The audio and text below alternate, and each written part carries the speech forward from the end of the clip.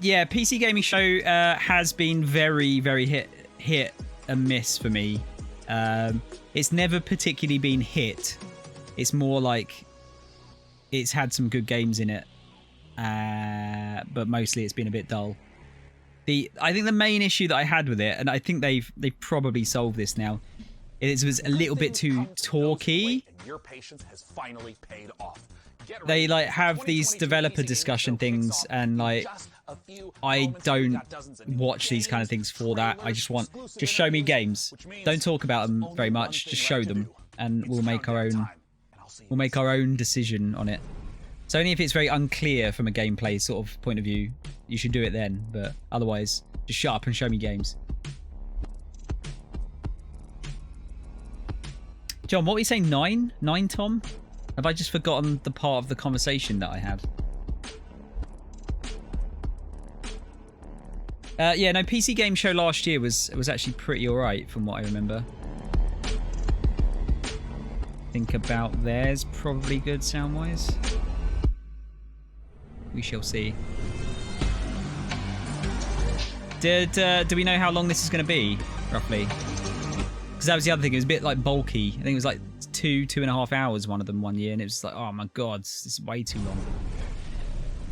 Hey everyone, welcome to the PC Gaming Show 2022. I'm Day 9 still, one of your hosts, joined again by the amazing Mika Burton. Hi. While we may look like elaborate Unreal Engine renders, 45 we are minutes. Here Okay, in the that's flesh, fine. As is the hardware, bringing you the best and brightest in the world of PC gaming. Over the next 2 hours, we are going to showcase a metric ton of 2 hours. upcoming PC games through world premieres, exclusive interviews, and a few surprises along the way. This is And 1080. you, the folks at home, might even be able to win yourself a fancy computer if you play your cards right. And now you may remember the last time you saw me on this show, things ended quite literally explosively. Yeah. There was a robot who tried to destroy the human race, electrocuted me. I think I died. Definitely died. Either way, I'm not really sure. It was standard robot apocalyptic stuff, just minus the overbearing anime dad and existential crises. Yeah, well, actually, what happened to DevBot anyway? Wasn't he supposed to come back for this show for, Yeah. like, Revenge of the DevBot? Ah. Well, he's dead. Oh. We melted him down to try to make our own graphics cards since they're still hard to find, and I would say he's in a better place. But I played Cyberpunk 2077, and he's not. Ooh, that's pretty dark for the start of the show. Or nostalgic. Aw. But none of that matters because the show actually took place in a parallel reality. All right, so you're telling me there's actually a multiverse? According to the writers who told me this 5 minutes before we went live. They're trying to do a Devolver thing here. There's a multiverse. All right. We're now apparently on Earth 3, which Ooh. is not to be confused with E3 because this show is still happening. Oh, and we are so thrilled to be back. as Low part of blow. This weekend full of celebrations of gaming by putting the spotlight on something near and dear to our hearts. PC gaming. And so, without any further ado, it's time for my favorite part. Rated and Games. mature. They've not done it every year. I think they only started doing this last year, as far as I'm aware. In the beginning, the world was subjugated by chaos. Why is this game really, really quiet? Endless droves of horrors trespassed into the world. And so came the solstice of souls.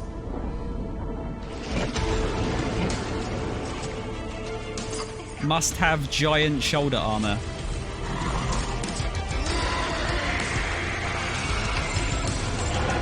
Between death and transcendence, a chimera chooses death. Show us what you got! Wait, is that a Rick and Morty reference? There's a giant head going, show us what you got. We have a whole new world to forge. It does look very anime, doesn't it? But it looks like Western anime.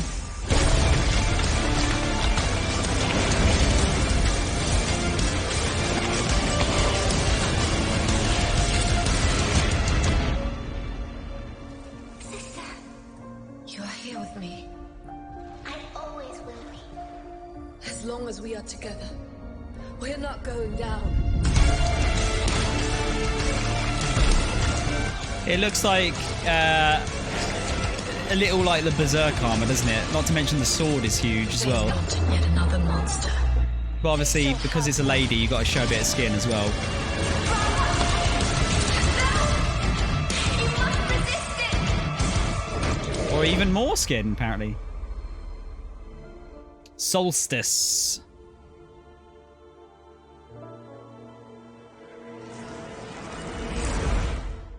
What kind of game is it?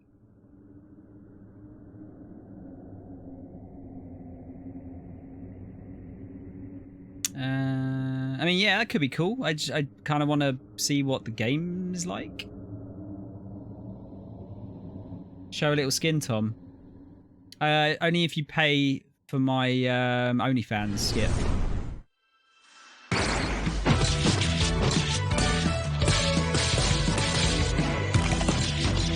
Is it a beat 'em up?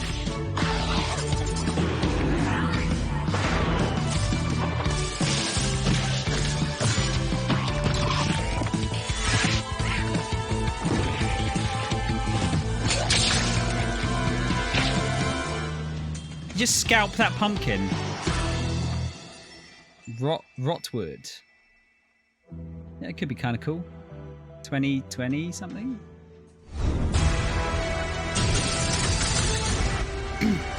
Now this is already out, isn't it? Or early access? I'm sure I've seen footage of this.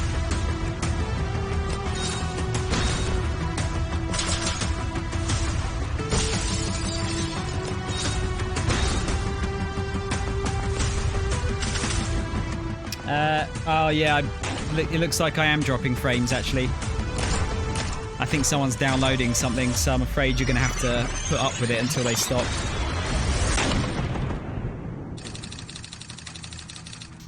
Unless I change it to... I mean, I might as well change it to 720 actually. Because it doesn't look particularly... It looks particularly soft, doesn't it?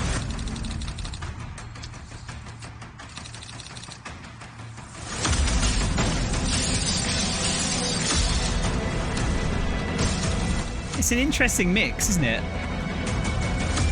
Like wizards and guns.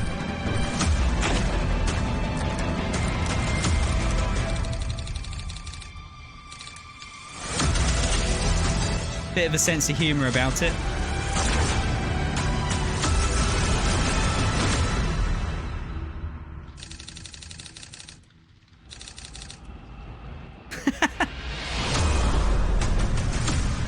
Sure. Why not? You just saw Tactical Breach Wizards, a turn-based game of sorcery and SWAT team strategy from the makers of Gunpoint and Heat Signature.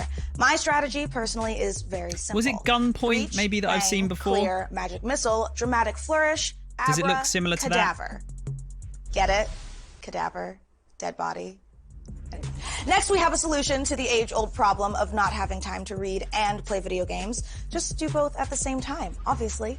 Star Wars Industries has you covered with their sci-fi thriller inspired by Stanislaw Lem's novel, The Invincible. So here's your first look at the first ever gameplay footage.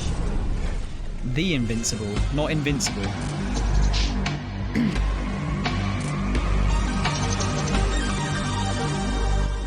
I can't wait until I get fucking better internet. I really cannot.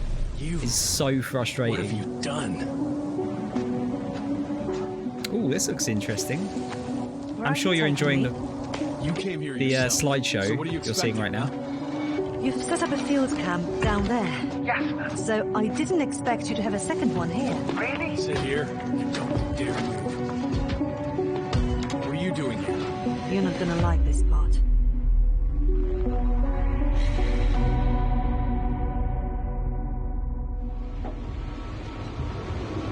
This looks really nice. Gunpoint's a hacker stealth side-scroller. Oh, yeah. I must be thinking of something else then.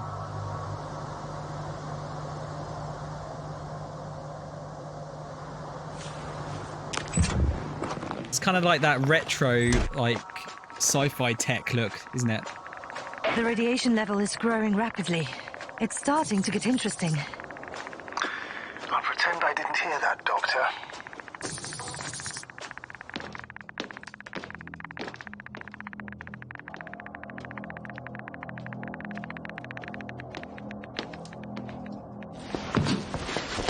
I'm still dropping frames.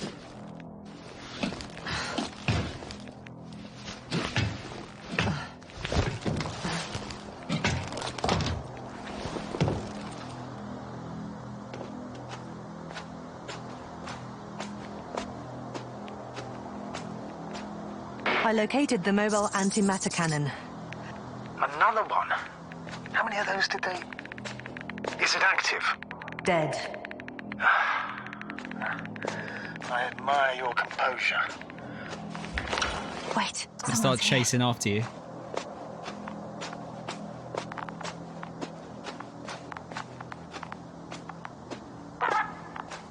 Astrogator, they're dead. So you found someone. Unfortunately, such unpleasant discoveries are indispensable to the mission. I didn't let that thought get to me. I was counting on this meeting very much. At worst, it could have been another abandoned place, but not this. But what exactly? That's a good question.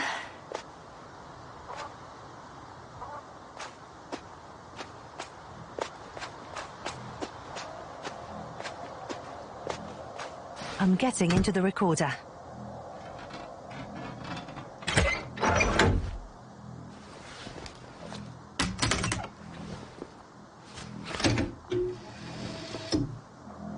What do we have here? Uh-huh. They made their way through with a beam of antimatter. How subtle. Did you locate this passage?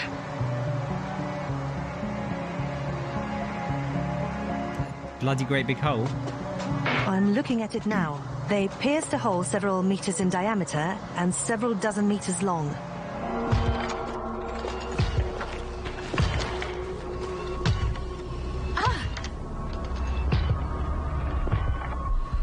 Yasna, do you hear me? Yes. My head feels like it's bursting from pressure. Can you continue? Yes. I'm better now.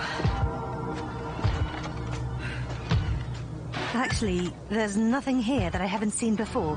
There are a lot of metal bushes that were near our camp. The lower parts of the bushes are, how to put it, fruitless. So they came to pick the fruits.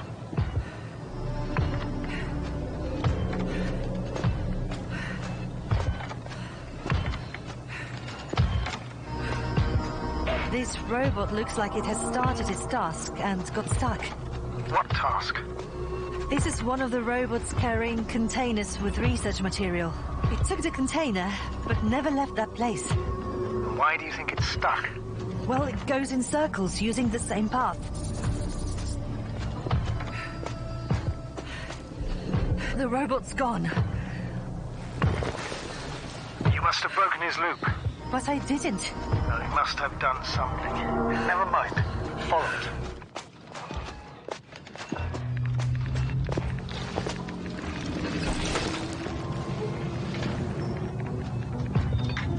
It's nice we're actually getting like a Getting up. What, good a robot? bit of gameplay as well in this. Antimat. Come on, Yasna. Run. Hide.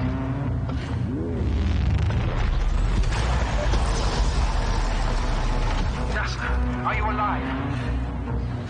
Yes, it's fucked up the robot. What's it It's doing fucked now? up the robot.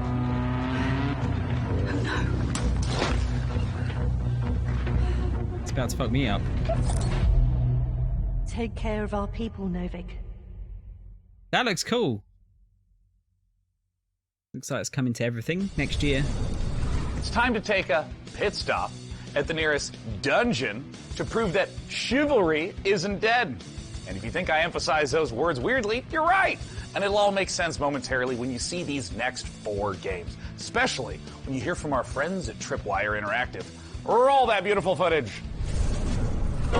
They're getting a chivalry. Ah, Sega! Nah, you don't have what it takes. Is it Dungeon You'll of be the back Endless? You're too scared to try again. Cause the dungeon will turn you into lunch meat. Unless you're way tougher than you look. We got the guns, the turrets, the upgrades. But what you really need is guts and skills. Grab your posse and say your prayers.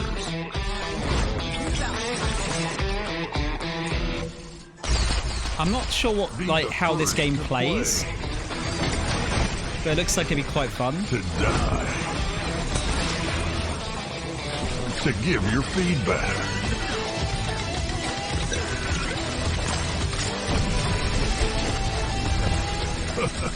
Do you have what it takes? Is it twin stick?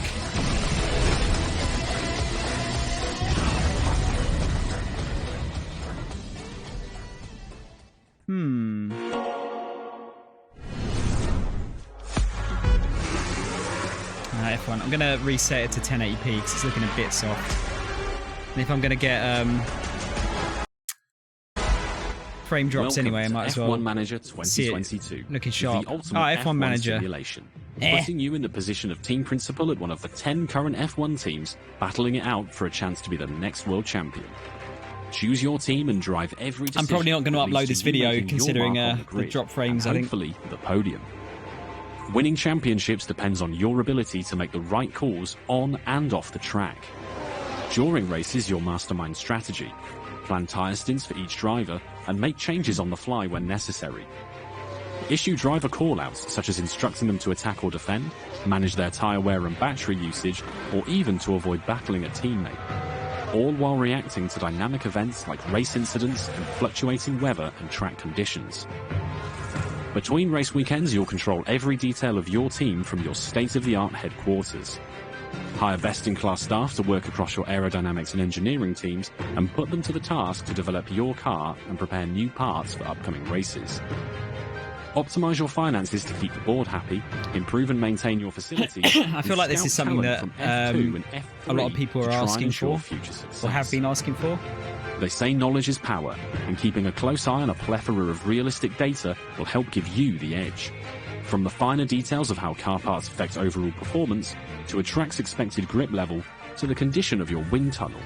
How you analyze the data and choose to spend your resources will make or break your progress.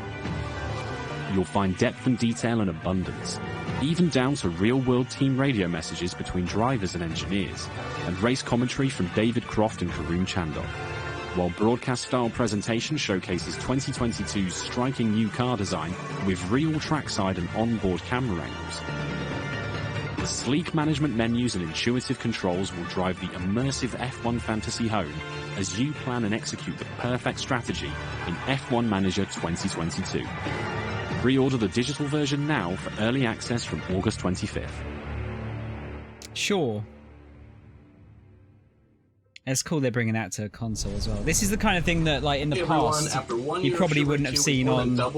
Would have only seen it on, like, PC bring even more nights initially. onto the battlefield. Because today, right now, Chivalry 2 is out on Steam with crossplay between all platforms.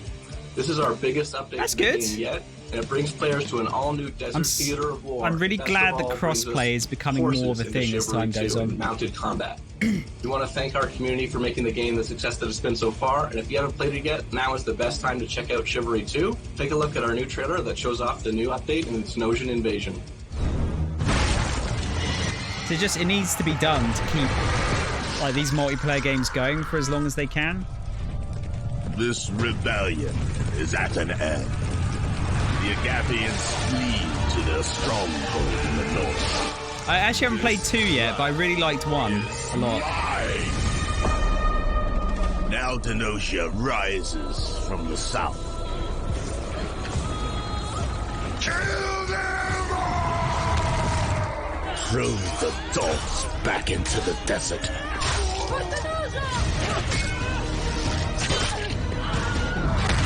Hey, Wilhelm scream. Crash and break against the bulwark. If the wall falls, we must retaliate.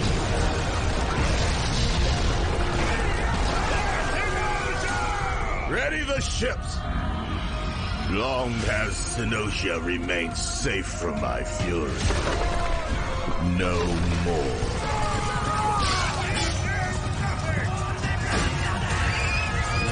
I don't know what it is with the really poor quality streams this year.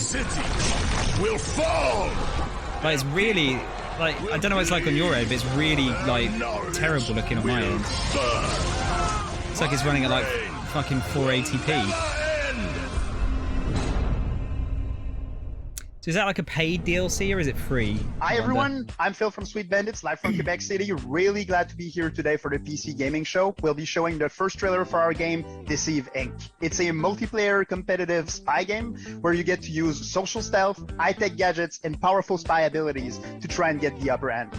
We've had the chance of working with Tripwire Presents on the project, so this is only the beginning. Please follow us on social media at Play Deceiving to learn more. We'll be releasing the game in early 2023 on PC, Xbox Series S and X, and PS5.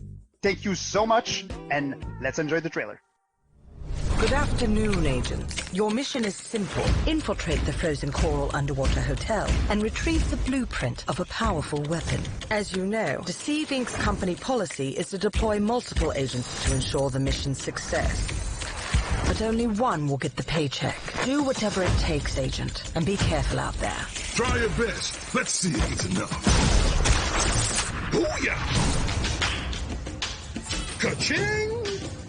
Oh, come on. They can't be this fast.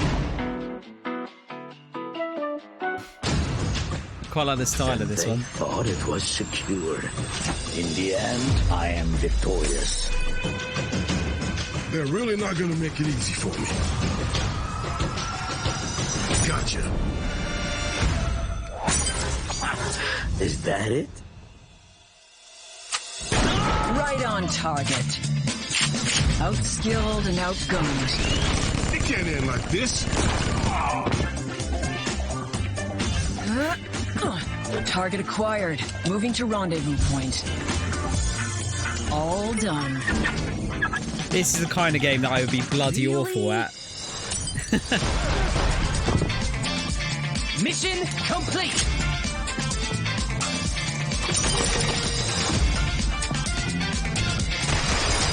So there's kind of like a prop hunt type thing about it then.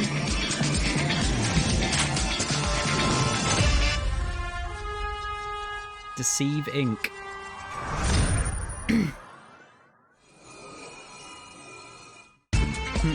Yeah, I'd be dreadful at that. Looks quite fun though.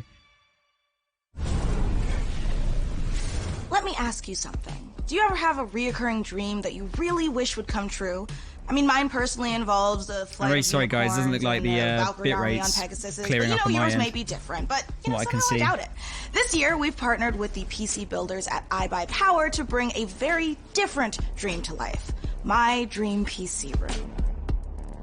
Unfortunately, there's bad news for me. I don't get to keep it. But very good news for one of you. We're going to be giving the entire contents of this room away to a lucky winner watching the show. So let's dive in and see what's up for grabs. The beating heart of any PC gaming dream room is, of course, the rig. So let's I don't know if it's OBS like lying to me, but it just seems like it's not clearing up at all. have built an absolute doozy. The first thing you'll notice is that Height Y60 case with its wraparound tempered glass panels. This thing is built from the ground up to display the sickest PC tech you can squeeze into my a desktop download machine. is fine. And generally, it's my if you've managed upload to that's the bag a serious problem. graphics card in these dry times. It's just decided to you owe not it to the work. silicon gods to show it off properly. Okay, the case and lighting looks dope, but for this to be a true dream PC, we need more than just state-of-the-art drip. Luckily, the substance matches the style. So let's check out the guts of our dream PC, and trust me, there's plenty of power crammed in. The big question, though, is what pixel pusher iBuyPower has used, and you won't be disappointed with an overclocked RTX 3090 from Gigabyte, could right? you This 24 please gigabyte let me monster win of a this? Because GPU I packs really, the really cool need a new chill and the PC. power to smash through any game you throw at it. The graphics card is Like, the rig's MVP, drastically but any need a new superstar PC. needs some dope backup, and the fastest gaming CPU around, the Intel 5.5 GHz Core i9 12900KS with 32 gigabytes of DDR5 RAM and 2 terabytes of seriously fast SSD storage, both from ADATA, makes up the perfect support team. Whew, that is a whole lot of PC. But Mika, you may greedily wonder, what about the peripherals? Well, animal lovers, we got you covered, because the Height Eclipse wireless headset comes in plush vegan leather trim with a 30-hour battery life and competition-grade 2.4 Not heard of them. gigahertz connection. And you noisy typers are going to love the clicky-clacky mechanical keyboard that comes with it. Oh, I'm sorry, what was that? RGB? Well, of course! The keyboard and mouse both light up like Atlantic City on a Saturday night. And yeah, you can turn it off so you can actually get some sleep. You can find out more about this gear feature today over at iBuyPower.com. Why does everything have to be RGB? The info on how to win this beastly setup. I think I'd prefer if it was just like white light coming out. Thanks, Mika. Yes, folks, it couldn't be easier to enter our Dream PC giveaway. For your chance, just head over to pcgamer.com/dreampc and follow the simple instructions. There, you'll find a complete breakdown of the prize, which, don't worry, also comes with some very swish monitors as well as the eligibility rules. Good luck, gamers.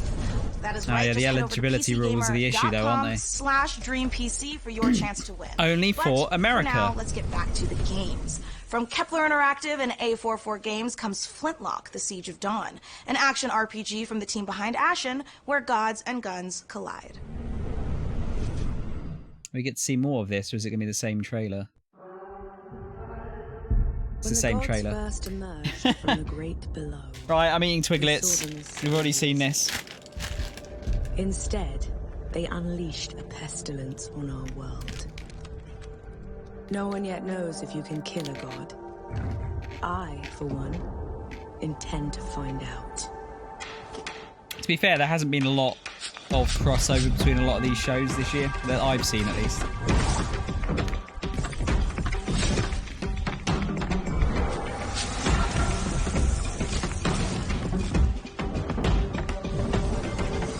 Yeah, this is the same one, isn't it?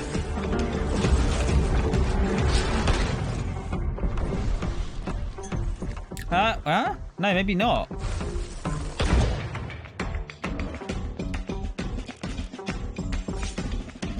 I can't remember if I saw these in the last thing now. There's like extra menus there.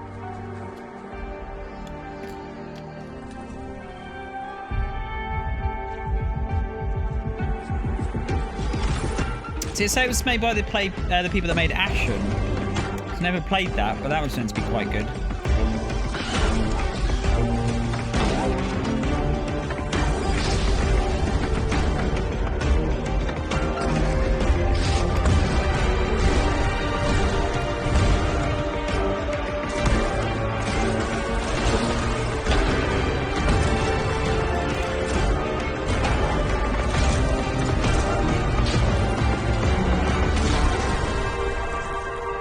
I really like the jump into dash to double jump they did against that boss a minute ago. Looks like control-wise it's going to be quite fun.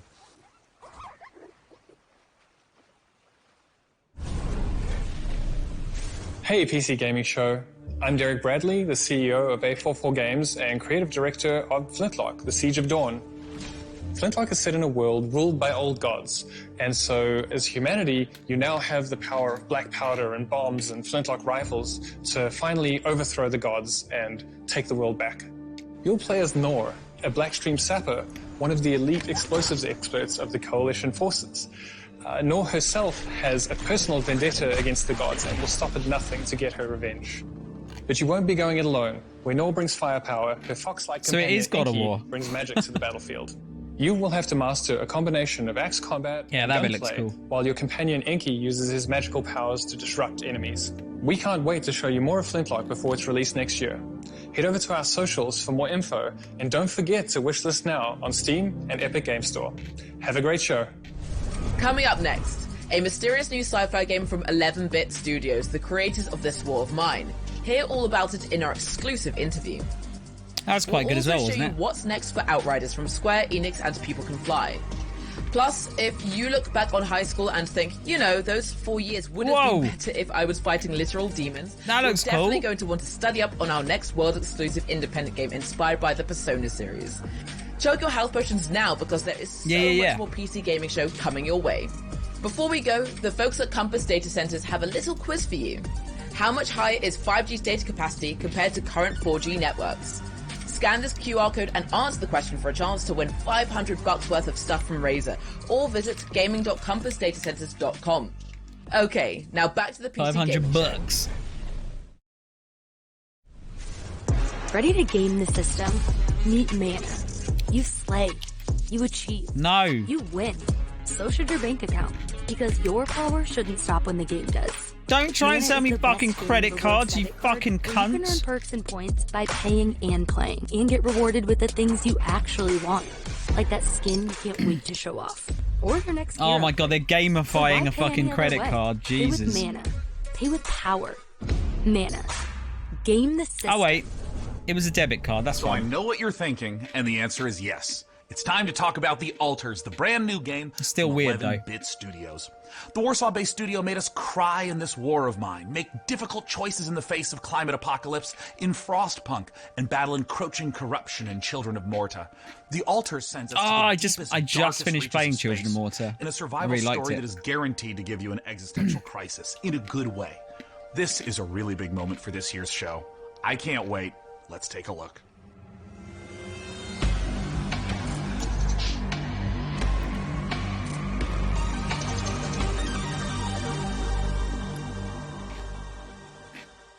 I don't know how far you guys are behind me, by the way, but we're just about to look at the War of Mine game.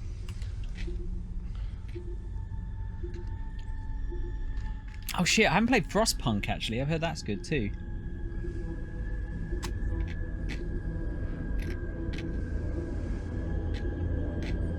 Though maybe a bit depressing.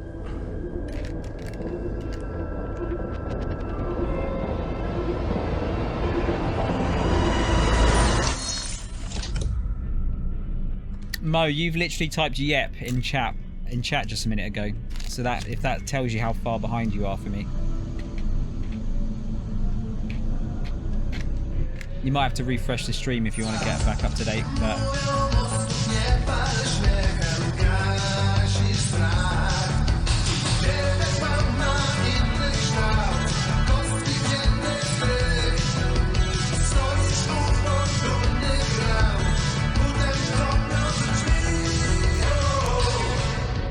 what?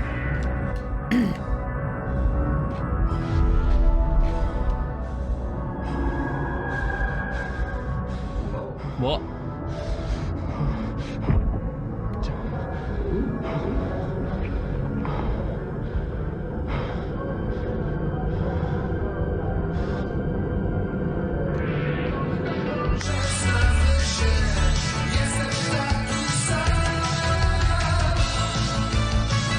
Ah, my best friend is me.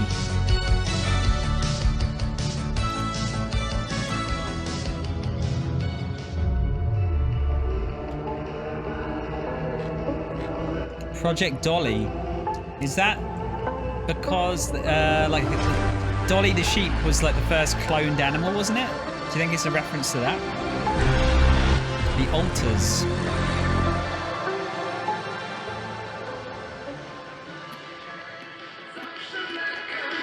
Could be interesting.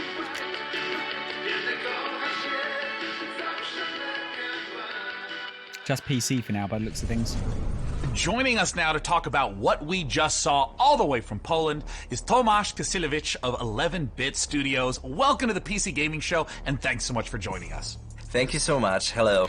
Okay, there is a lot to unpack there. We got clones, we got this huge wheel. Tell us, what did we just see? Well, first of all, these guys were not exactly the clones. We saw Jan, our main character, who's traveling with a group of the Alters, who are the alternative versions of the same person.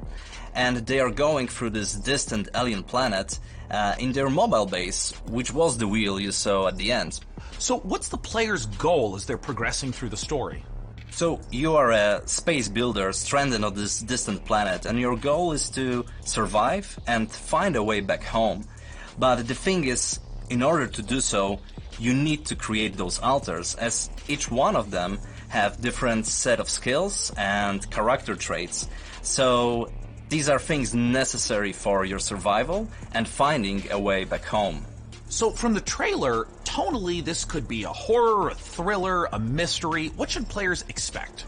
Actually, there are bits of everything you mentioned. Like, there is this mystery as we're looking deep into the soul of the character, but what you find there can also be pretty scary. So there are those beats of psychological horror and drama, but then on top of it we have this quite thick layer of surreality. I mean, How surreal would it be to one day, you know, wake up next to a little different alternative version of your very self? Now, there's a quote that you shared with me earlier, that man cannot remake himself without If I woke suffering, up for he is both the next to marble and an the alternate sculptor. version How does reality this of me quote that had a relate to the top knot, story? I'd be really So distressed. this quote, it relates directly to the main theme of our game.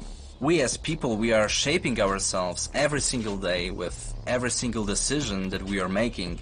This process, the whole process of becoming who we are, it can be quite painful at times. But in our game, Jan, the main character, he has this unique possibility of not only shaping himself, but also reshaping himself and numerous times with every single altar that he is creating. Do you see this as more of a classic sci-fi story, something like a Ray Bradbury work, or is it something more contemporary? Well, it is very classic sci-fi in a way that we are taking a relatable topic and we are using the sci-fi theme, we are using the sci-fi setting to look at it through the magnifying lenses.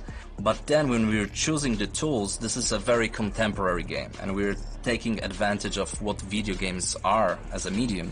So we're using tools like systematic design and nonlinearity in order to put the players in the middle of the experience and in the end allow them to create their own stories inside the game. I wanted to ask a little bit about the relationship of your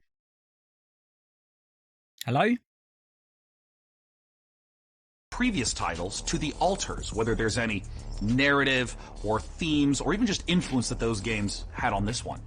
Well, the altars is purely 100% our game, 11-bit Studios game, and it's created in line with our meaningful entertainment philosophy. So it's a game we hope that it will make you think even after you stop playing it. This War of Mine was this first huge milestone. It paved the way for all the future titles, and with Frostpunk it was taken to another level with this strong focus on the emergent narrative. And now with the altars we want to follow that path, but we also really want to push the boundaries even further and expand on how we approach meaningful topics inside the design of our games. Thanks so much again to Tomasz and the whole team at 11-Bit Studios for joining us this year. And while I try to find enough Rapidium to make it through day 1 to 8, let's head on over to Mika Burton and keep things rolling like a massive space station. Thanks, Day9. Honestly, I need to look into getting myself cloned so I can make time to play all of these awesome games we've seen so far. But I'm also, legitimately worried about having to eventually fight my clone in single hand-to-hand combat when they steal my life, making me wonder if I was the clone all along. Is it really worth it for video games? Yeah, no, it's totally worth it for video games. Anyway, that's a problem. I could totally beat my clone. Present Mika is much more interested in what you all have been saying about the show so far. So keep letting us know your thoughts by using hashtag PC Gaming Show on all platforms. Now, let's get back to the real reason all here. Cloning. I mean video games. Video games.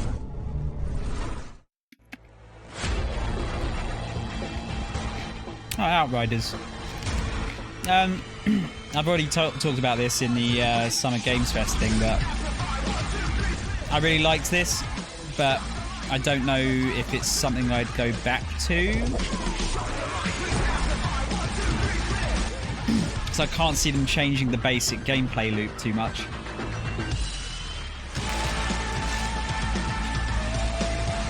And I was kind of done with it by the end of it. As after playing a bit of the endgame stuff too.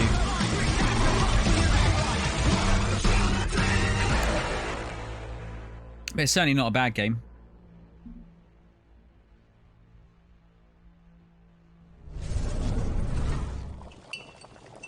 Oh, we got a lot of crossover. Oh wait, no, actually, is this the same game? Or have they just... someone made a game that looks very similar to that other one?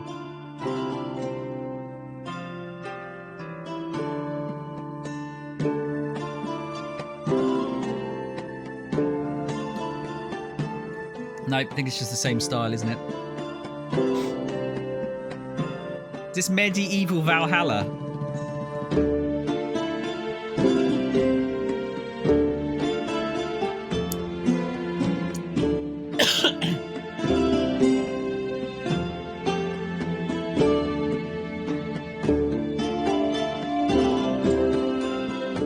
this a game? It's saying revamped, so I assume this must be a game that's already come out. Potion Craft. Not sure if I've heard of that. Sure. When Tiny Build lets you open your own medieval potion shop, you get hailed as a master alchemist. But when I do it, I get a sternly worded letter from my landlord about how my cauldron violates our lease agreement. Whatever, it's his loss. But more importantly, folks, we promise you the maximum amount of games humanly possible, and we aim to deliver quite literally. Dogs!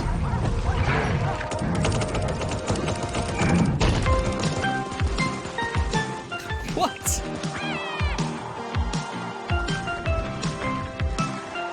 What? This is already a thing? It's a battle royale with animals.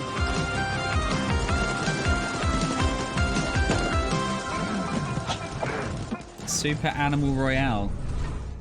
I think I've heard of that. I think Game Pass has been giving stuff away for it.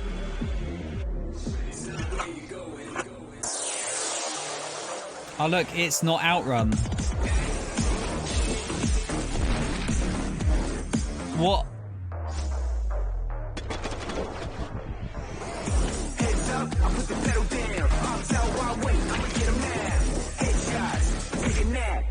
What is this?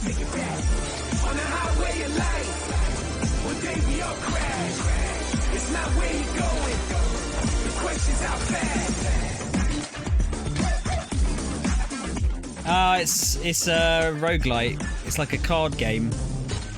All right.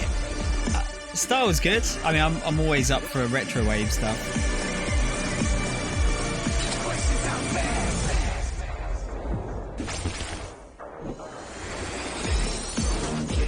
Totally not Bruce Lee.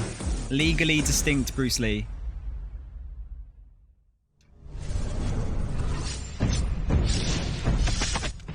Oh, this does not look my sort of game. Before your eyes lies the Celestial Islands, a world of peace above the clouds, protected by 4 great houses.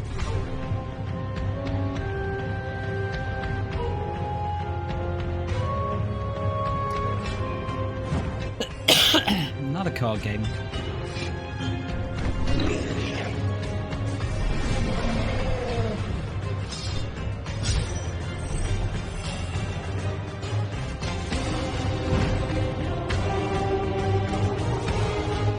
I don't know, actually. Maybe that'd be it's not quite what I was thinking it was originally.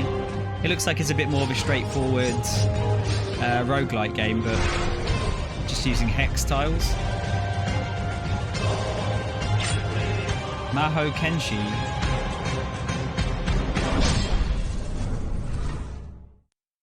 Yeah, okay. Planet Earth, our beautiful home. To protect it, we must reach out to explore the unknown. Our team of experts presently probing the deep sea in a struggle against the yoke of overregulation. These security and defense innovations allow you to shrink any problem down to size. We surge forward, obliterating the enemies of progress, but we refuse to let these victories go to our heads. So wave-based shooter. We are the future. I was going to say, is it Killing Floor? I was trying to remember the name of it. And now it's time to give you an exclusive briefing on what's next for one of PC gaming's titans of modding, simulation, and scale, Arma 4. Last month, developer Bohemia Interactive kicked things off by releasing Arma Reforger on Steam in early access. This playable prototype will be a foundation for Arma 4. And with it playable on Steam now, we have a ton of questions about the future of Arma. I mean, after all, this is the series that helped birth the survival genre through DayZ. Oh, and also this other little niche genre you may have heard of called Battle Royale. To help us peer into the future for this project, we've got none other than Bohemia Interactive. Thank you so much for joining us. So as of right now, Arma Reforger has been out for about a month. What is it that you've been learning or seeing from players? At first, I can't interact with the chat, by the way, because you guys are like 5 minutes behind where I am for some reason. We also realized they like modding a lot, and they really view this as a key quality. The thing is Arma only popular because of all the stuff that's come off of it? Both our community and the new players who immediately started flooding internet with videos, playthroughs, and or was Arma itself new actually quite technology. popular so too? We are very glad that the reception was so good. So there's no doubt players who have been longtime fans of the franchise stepping into Arma Reforger, and I'm curious, what were some of the big challenges of rebuilding that specific Arma feel from the ground up in this brand new engine? Well, it's a very tricky subject because even internally it's an ongoing kind of fight. So I'm myself very much on the very purist side of things. So no HUD, no save games, no superficial helpers. And this fight can get very intense even in-house. So I'm the real Arma purist and I'm on this for 25 years now, so I will keep fighting. But obviously this is part of the fun. So there's always never-ending battle.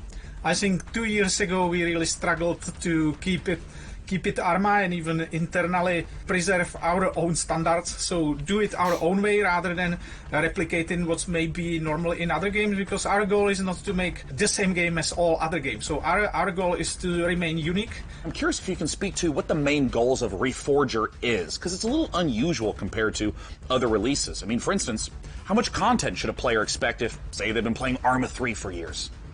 Our goals were, of course, to restart the series from a technological standpoint, really make room for some new achievements, utilize the technology which is state-of-the-art, both in terms of how it looks like, how it's controlled, how it can be modded.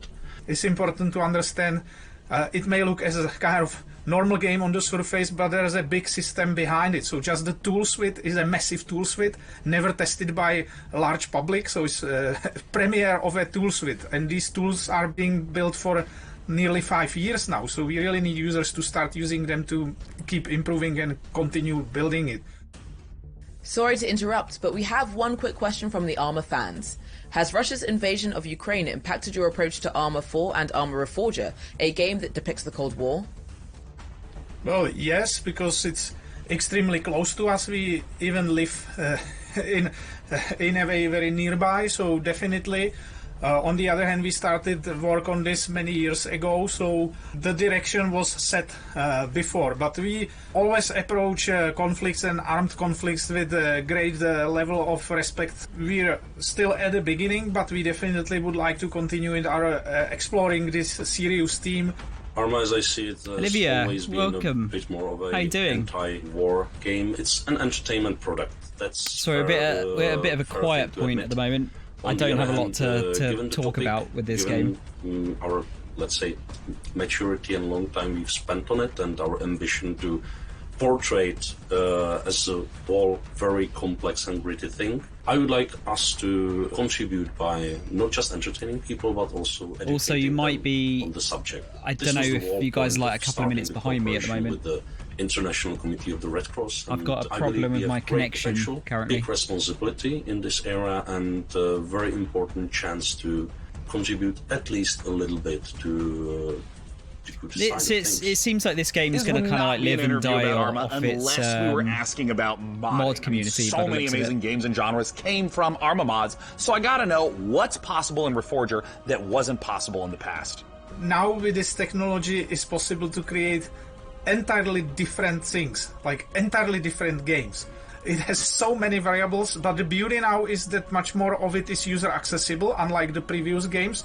So people can easily digest how this is constructed in. Are they allowed to put a Volkswagen in there? Unlike previously, where it was more hard-coded in the C++ engine, so now they can check the data of every single element of the game and go much deeper than in previous games. So this will be super exciting. It looks identical. Now, I wanted to ask a little bit about performance, because anyone who's played Arma knows that it can get really challenging to get a good frame rate in those massive multiplayer matches. So I'm curious, what expectations should players have about performance leading into Arma 4?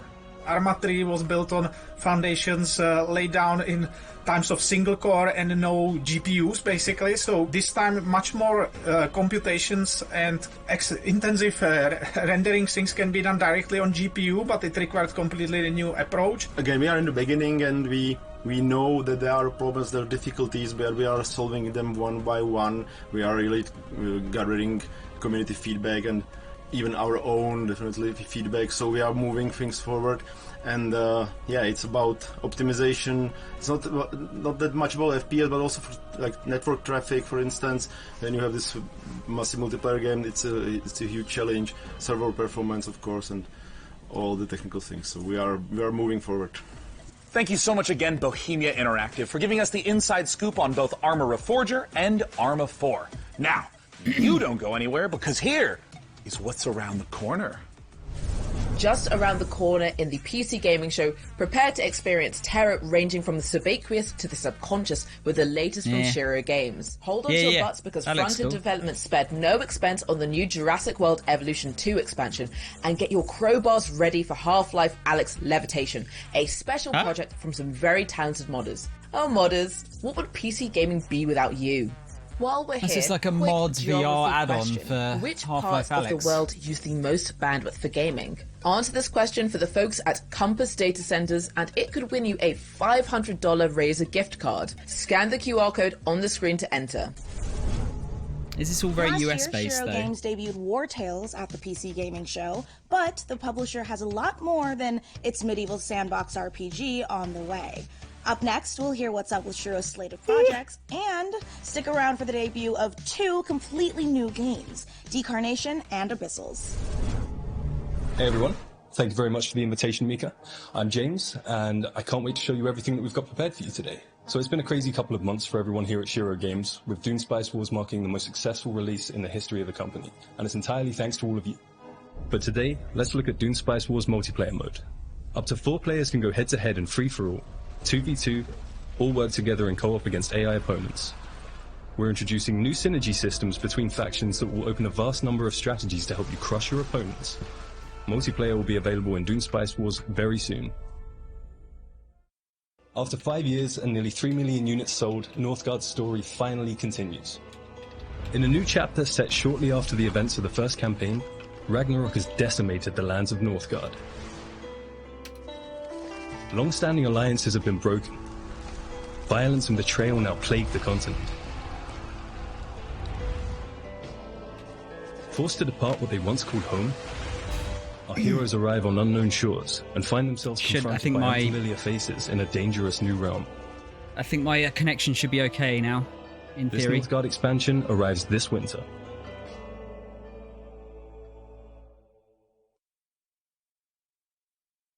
And for all of our War Tales players out there, Cooperative is finally coming to our open-world tactical RPG. You share food, gold, and camp with your friends. But you can split up to cover more grounds. Before every fight, devise the perfect strategy to overcome any threats that may stand in your way. But be careful in your approach, as one wrong move may lead to your group's demise. The co-op update will allow you to play between 2 to 4 players, and it will be available this summer.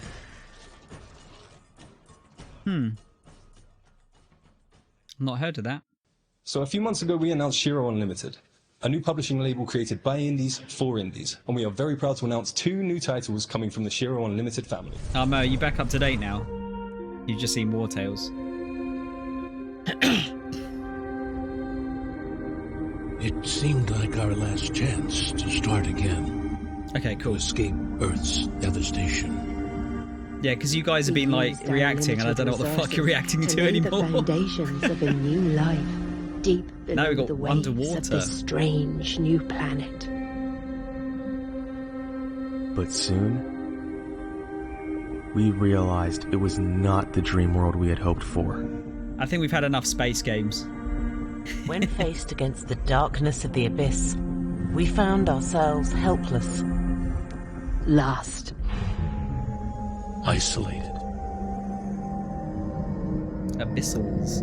I think the bottom of the sea is maybe the scariest place ever. Just because no one's really been there.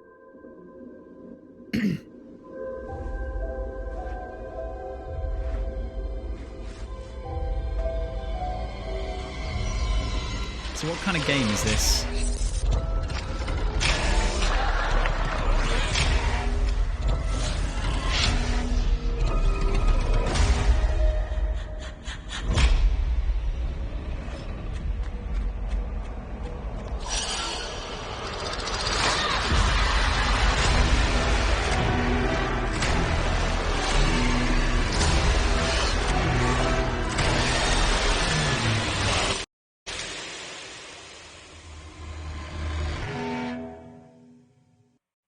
Decarnation. That's some cool art.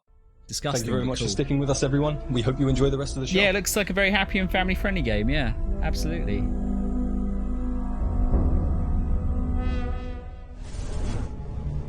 You just saw why you were exactly right to be afraid of the ocean in Abyssals. And you confronted your inner demons in the retro dream horror of Decarnation. Next up, how do you rebuild a city in a world set after the collapse of civilization? Let's find out how by taking a look at I Am Future from TinyBuild. With great difficulty. Ooh. So that looks quite pretty. But I think this is CG. Or at least, you know... Yeah, no, it's not. It's not in-game.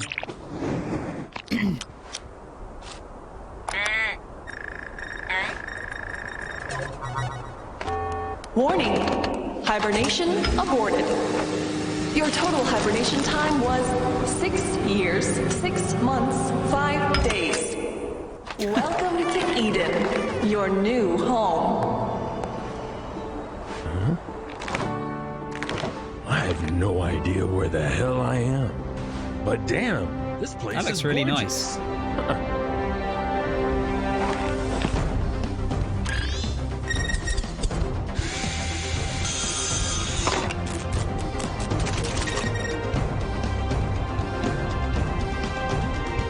I Am Future.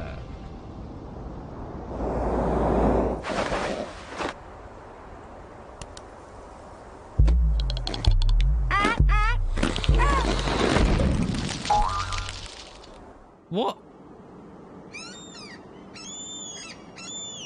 Why? Skit saying, I finally finished my Lego Imperial Star Destroyer, Tom. I had to install another shelf to fit all of my stuff. Fucking hell, how big is that? And bestowed it upon us, a new generation, to share or spar over. Yeah, what was the deal with the worm at the end there? Like, our great houses seek to obtain the Emperor's favor, cultivating our lands and subjects to improve and enrich the realm, beginning with ourselves, of course. Dominance can be secured through strength, as well as delicacy. Will you be able to build your legacy of power? There was a worm from the Worms games. Lies, there was no holy hand grenade. Join the great houses of Caldaria. That's one of those games that looks And now bland as for these fuck to next me, but trailers, probably someone will love It's it. true. They do move in herds. Oh, Jurassic That was Park. so much. The thought process is simple. God creates dinosaurs, God destroys dinosaurs, man destroys God, man creates video games to play with dinosaurs. But just be warned that one of these trailers might come as a bit of a shock to the system. These games are pretty good, aren't they, from what I've heard? The Park Builders. I think I got the first one free on Games with Gold. Got me a dinosaurs lady.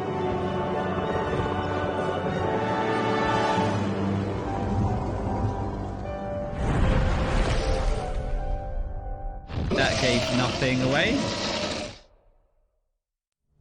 At all. PC gamer. Humans interfacing with computers for their own entertainment. The very notion disgusts me. Look upon my works, foul creatures, and weep at its magnificence. System Shock? It is a beautiful day on Citadel Station. Yeah, it's System Shock, isn't it?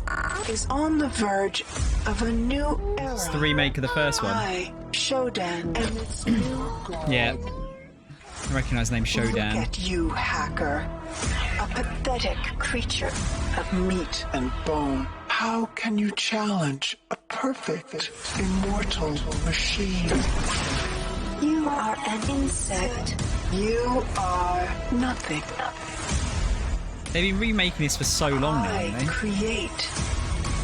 I iterate. I fuse flesh and steel into perfection.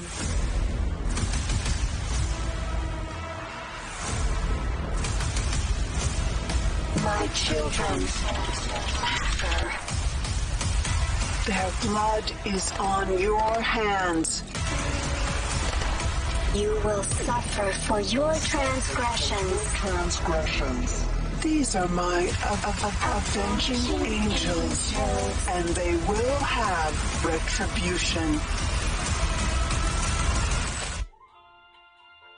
It's kind of an odd remake. Because it almost seems like they... it looks kind of retro, but with like modern lighting. It's hard, yeah. I'm not really sure how to describe it. Acclaimed sci-fi saga. It has, yeah. I think it's been through a few. I am thrilled. If it's not been through a few developers, I think it's been through one or two publishers. Thanks so much for joining us, Warren. Hey, thanks for having me. This is going to be fun. In terms of trying to translate the experience of a game from 1994, 3 decades later to now, what doesn't carry over well? The first thing is the graphics, obviously. We did the best we could, but it was pretty primitive back then. And the other one is the user interface. If you look at when the game opened, the original, a help screen that came up. Oh my God. It filled the entire screen. It's like a Ubisoft game.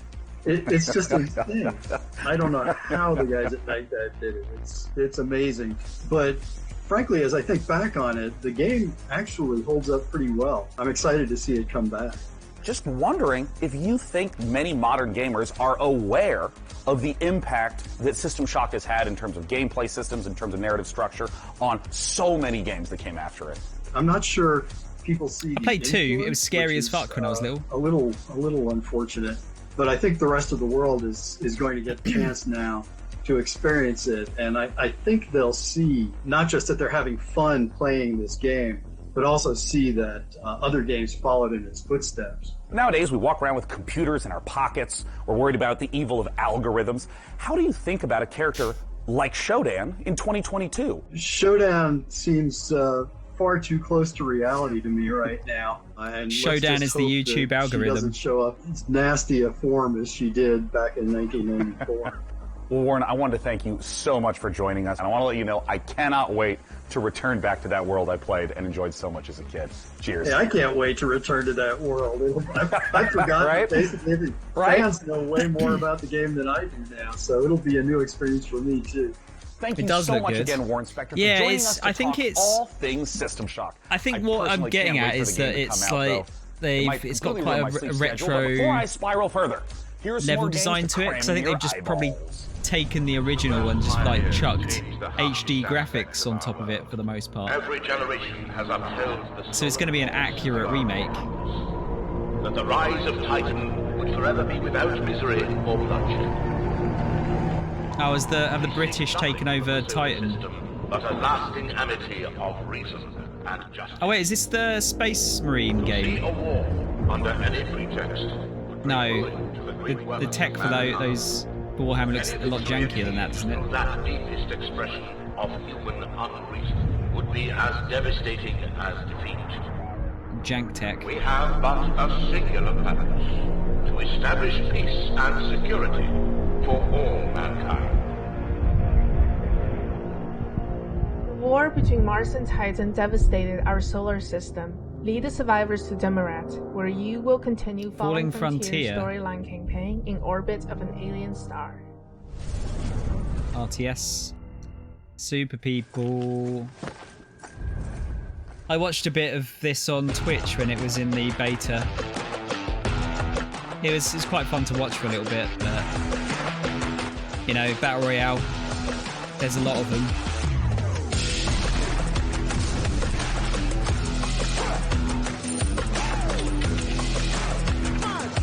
Is that a 10p? That was a 10 pence piece.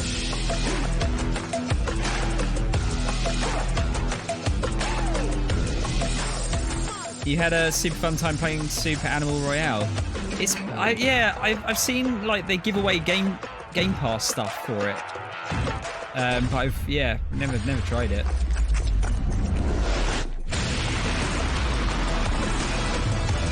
That's a spicy meatball.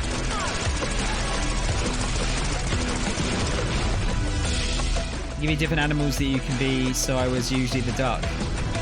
I can understand that choice.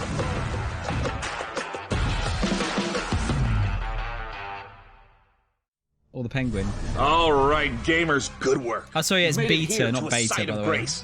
Apologies. A bonfire, or a sculptor's idol, or a lamp. Make sure you're staying hydrated. Replenish your According potions, to my and Greek most friend. importantly, keep letting us know what games you're excited about using hashtag PC Gaming Show. I mean, personally, I can't wait to play The Altars. Ah, good. Now that we're all rested up, feeling good, it's time to enjoy a slice of that lovely cyberpunk life, courtesy of Nivalis, and experience the investigative horror of immortality. The latest from the mind of Sam Barlow. I might have seen footage of this. This looked cool, if it's the one I think it is. Yeah, not happy people, Hero, super people. They're not happy, just super. I believe we have a short clip here. Do you want to tell us what we're about to see? Well, I don't want to spoil things too much.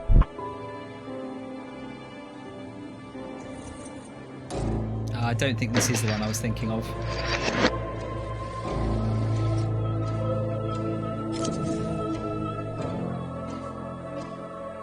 Does this work as a confession? It's another FMV game. Zoom. Enhance.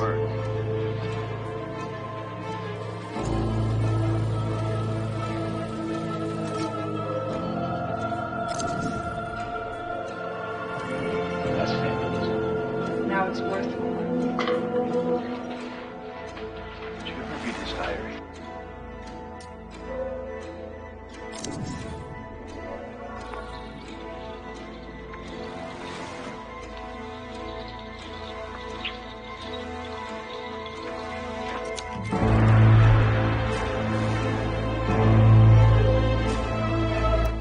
This looks like it would make my brain hurt a lot.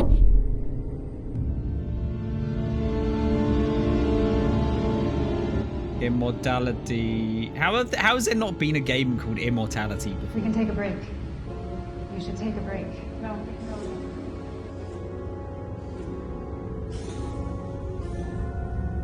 It's just over a month off. Oh, this is the game I was thinking of. This looks sick. At least I don't know from the setting wise. Ion Lands. Hey, boss. Time to wake up. We got customers. Look how cool waiting. this looks. What do you mean you don't know where to start?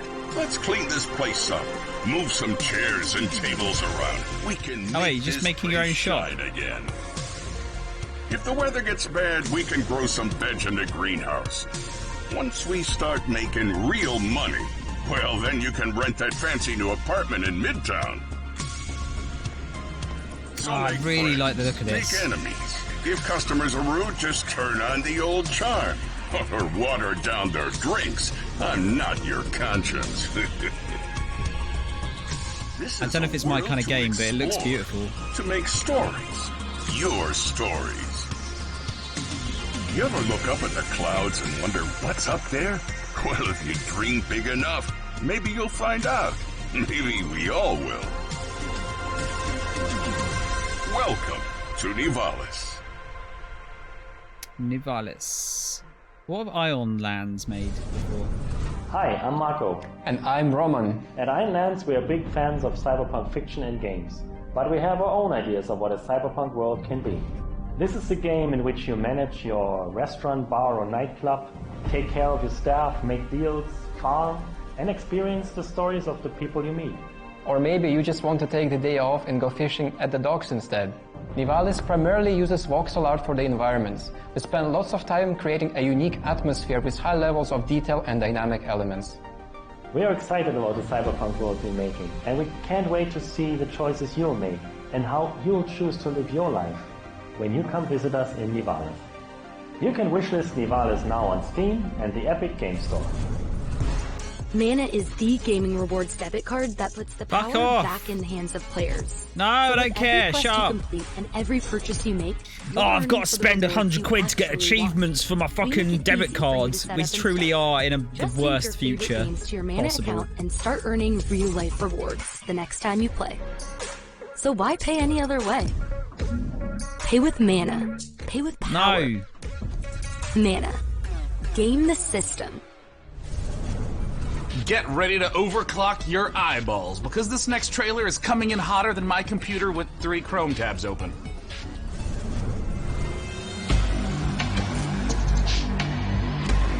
Doesn't sound too bad if you're just spending your own money and get free shit while you're complaining. Barclaycard literally does the same. Because gamers are dumb. And they'll just spend money to get achievements and then make themselves poor. Ooh. Oh yeah, this game looks sick.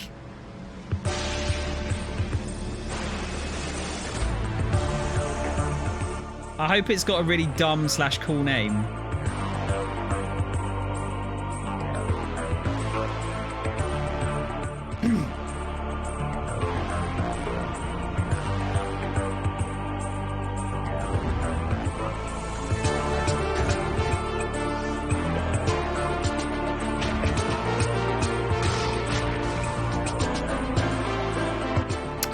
I don't know. I don't know if they said a name, did they?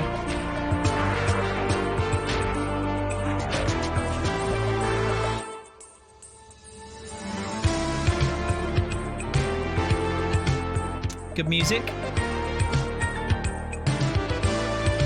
Really good music. Wow, that is really Persona. Those cuts there. I know they said that was what they were comparing it to.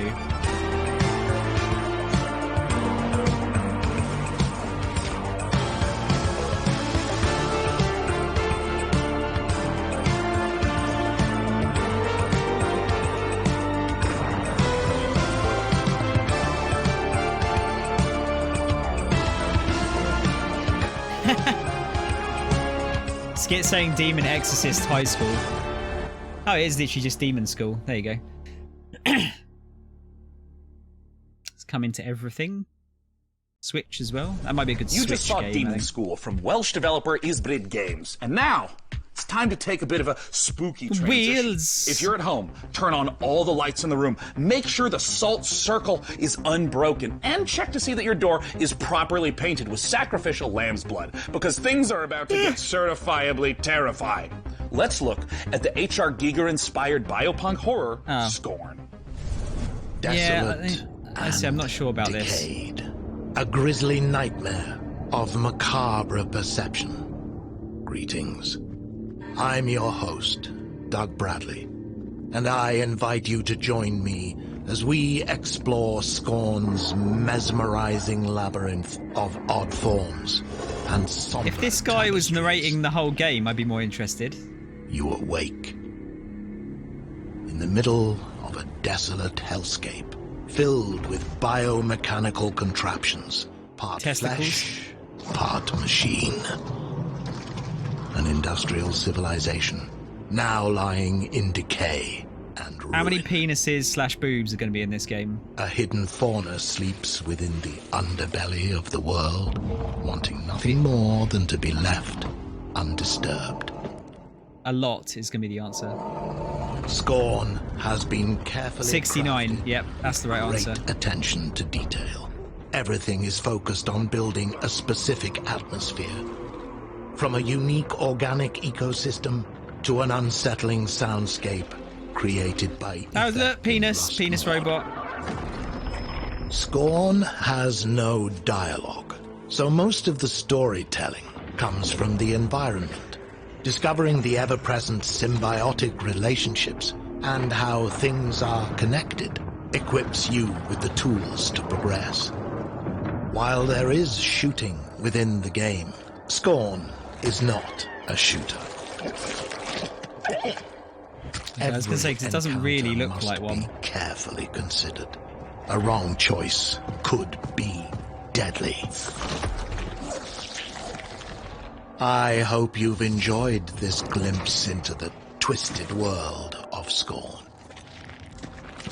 The team at Ebb Software can't wait for you to uncover the secrets of this unique world as you experience Scorn firsthand this October. Are you prepared to the unravel grossest game your inner self that's ever come within out? Scorn's world of horror? It looks fucking disgusting.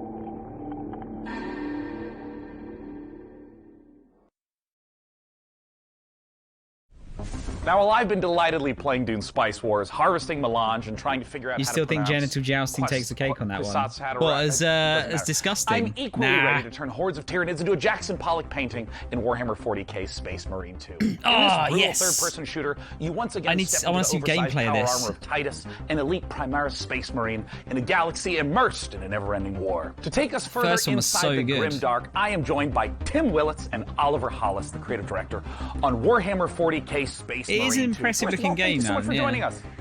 Just don't know if it's. Thanks for having us. Good to I don't know if I'm gonna. I would enjoy now, it. Tim, I want to start with you. You previously worked at id Software on Doom. How would you say the Space Marine compares to Doom? Never heard of it.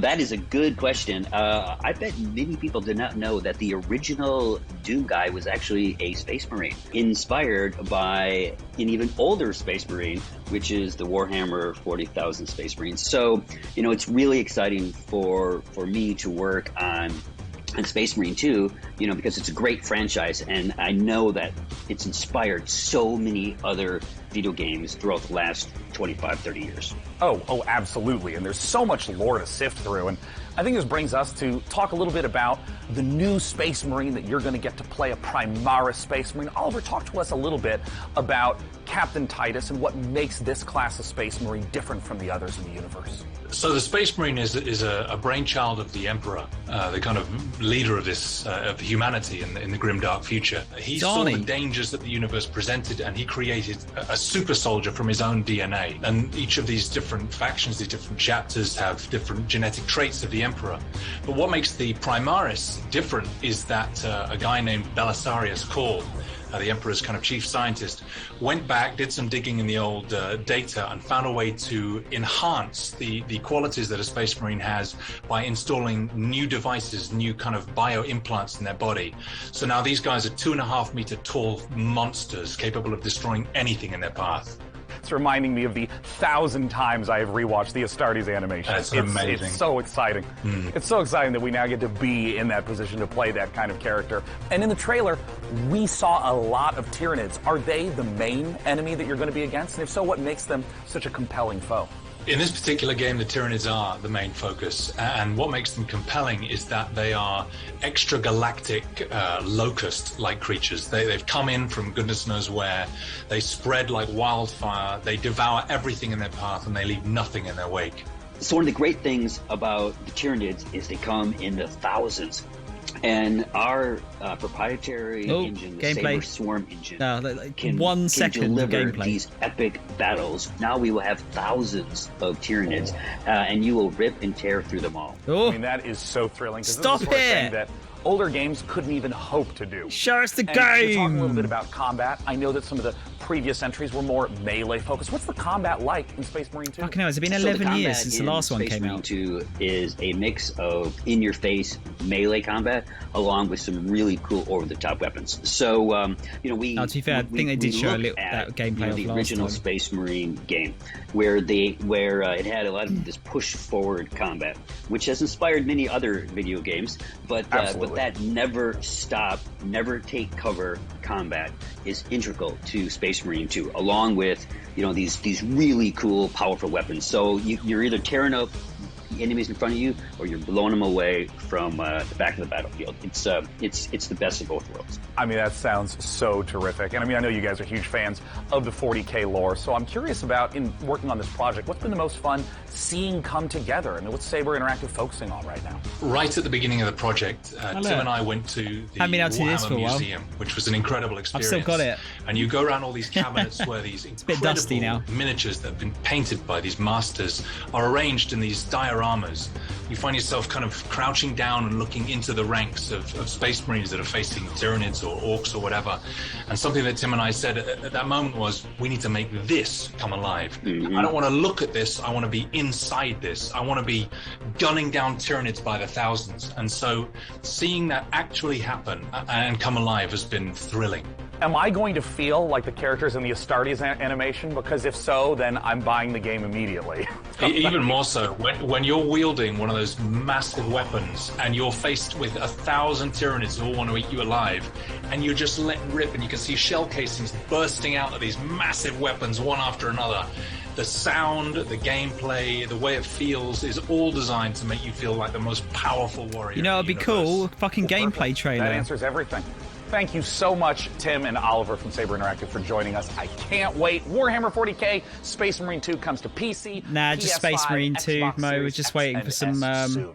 Now, next, proper gameplay we of have a few more surprises for you up the sleeves of our proverbial power armor. First, Replicant D6's homage to the golden days, or should I say, golden eyes of 90s console shooters, and an atmospheric sci-fi adventure on the Red Planet from Frontier Developments and Kyoken Interactive. Let's take a look. More space games. I actually don't mind more space games. Wow, that is GoldenEye as fuck, isn't it? Holy shit, it's even like the fucking same animations.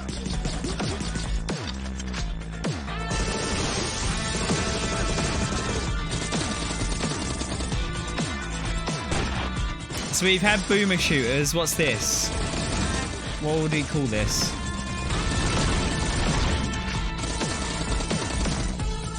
Millennial shooter.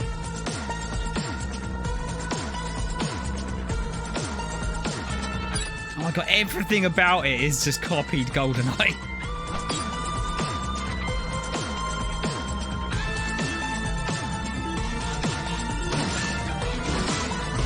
The layout of everything is the same. Even the glass shattering is the same.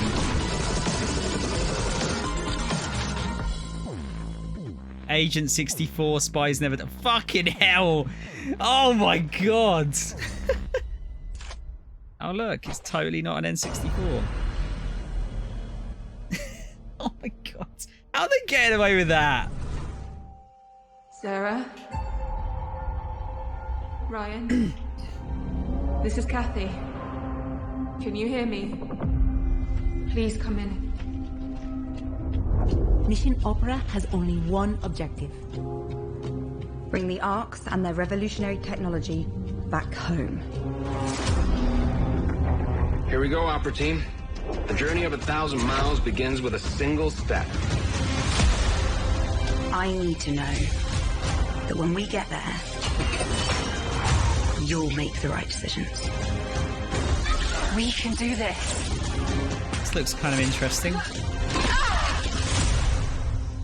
What do you expect to find? Bit Tomb Raider-y. Deliver us Mars.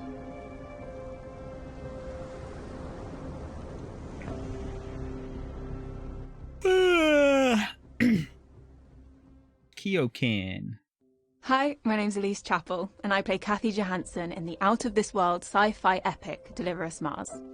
Join Kathy and the crew of the Zephyr on an unmissable adventure as they journey to the Red Planet to recover technology vital to the survival of Earth and humankind. Deliver Us Mars is set to land on September 27th and is available to pre-order now on PlayStation, Xbox, Steam, and the Epic Games Store. Stay a while and listen. To this list of games still to come, the team behind Half-Life Alyx Levitation will put their mod where their mouth is, and then it's paradox time. Not as in us creating an actual time paradox, we're going to show you the latest from Victoria 3. Plus, you can literally scare your entire butt off with the creeping horror of Gloomwood. All this and more in just fucking hell, it look like an N64 game. A final pop quiz for all you Valorant, CSGO and League of Legends players. How much has esports revenue increased since 2016? Compass Data Centers wants to hear your guess, and you can scan this QR code on the screen for a chance to win a $500 Razer gift card. Visit gaming.compassdatacenters.com to enter. Alright, and now, back to the show. Up next, we're going to take a look at Stormgate, the highly anticipated I think Paradox is Reese's favorite developer. Frost Giant. Then our resident RTS addict is going to sit down with some of the game developers to ask the hard-hitting questions like, when can we play this already?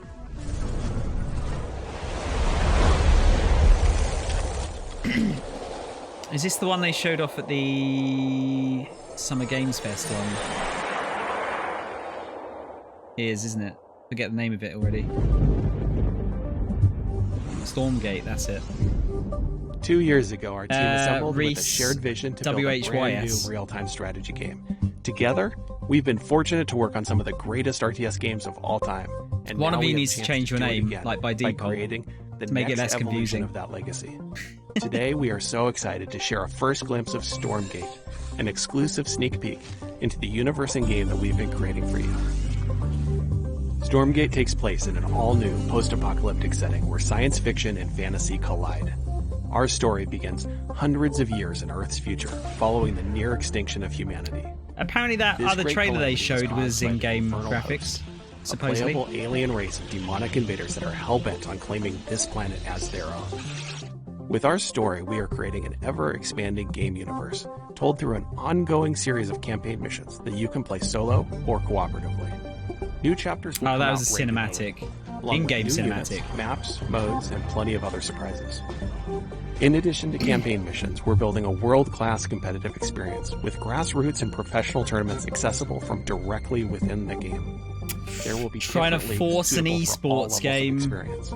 That's in our new 3-player co-op versus AI mode, you'll level up your heroes, collect rewards, and customize your forces to open up new styles of gameplay and long-term variety.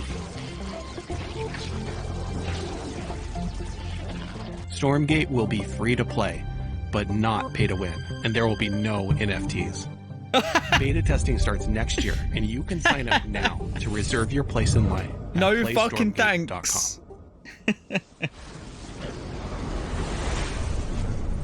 You might happen to know that I'm the first game that's actually said no NFTs. StarCraft's my favorite game. I played it for 25 years. I still play it, and that's why I am so thrilled today to be talking to Frost Giant Studios. They're a group of amazing developers who have worked on literally my favorite games of all time.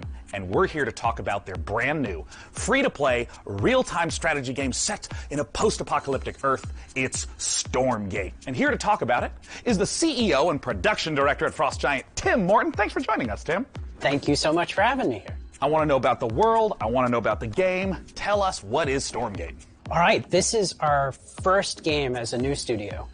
And it is classic real-time strategy, but designed to be more social. We build the game in a universe that ties everything together, but provide different kinds of experiences for players who like different kinds of gameplay. So we've got cooperative campaign mode, also play open-ended co-op, but if you're somebody who really enjoys competition, we've got 1 versus 1, high skill, competitive. And those are very different ways to play in some ways, but they're also all unified by the universe, by the races, by the units. So you really get a sense for how to enjoy the game.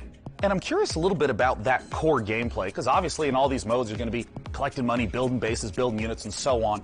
And I know that for you, the game feeling really good and really smooth to play is super important. Now, obviously, I come from a time where if the pathfinding is bad, we call that high skill opportunity.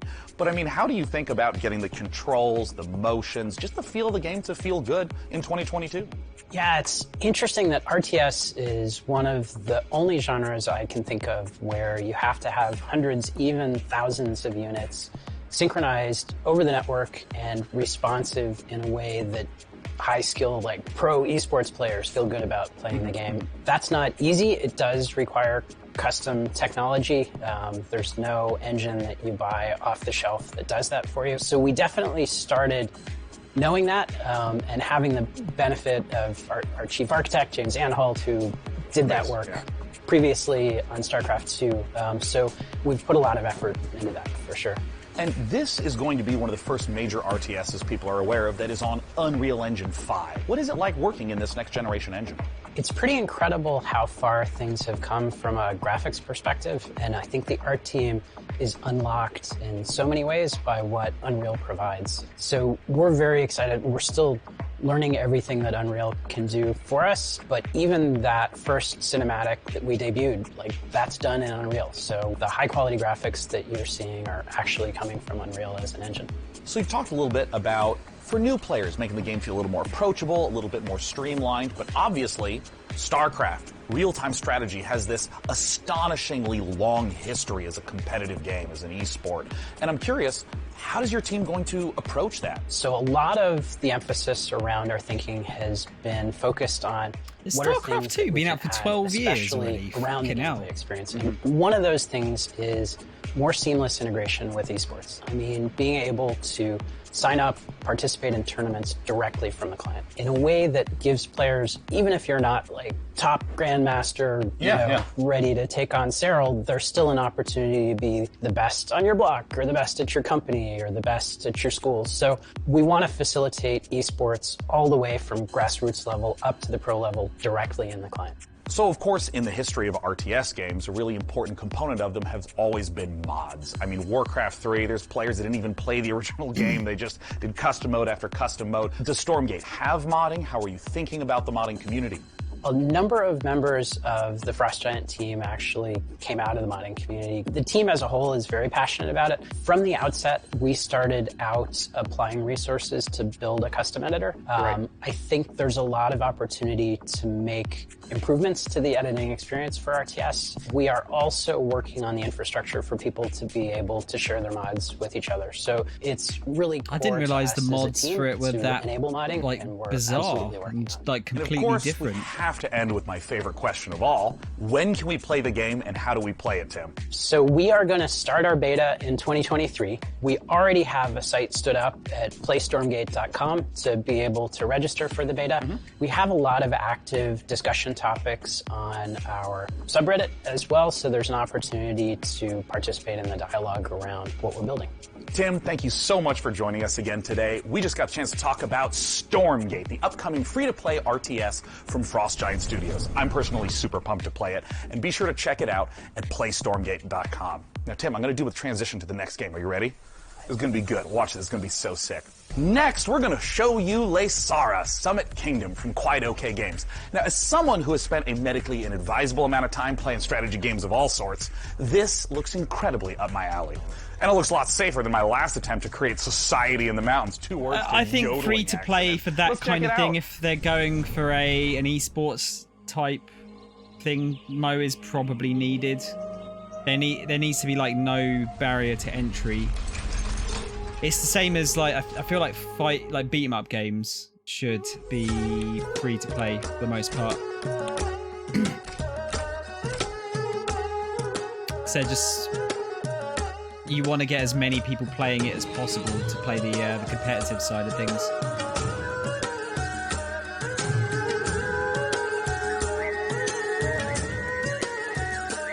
But yeah, it can't be pay to win. Can't be.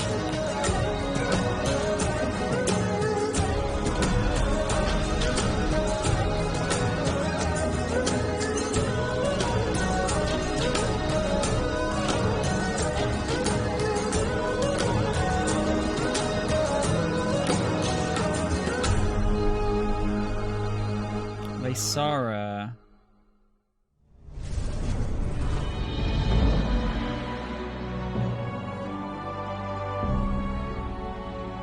Looks a bit like Immortals. Is it Immortals? The Ubisoft game. Get what it's called now.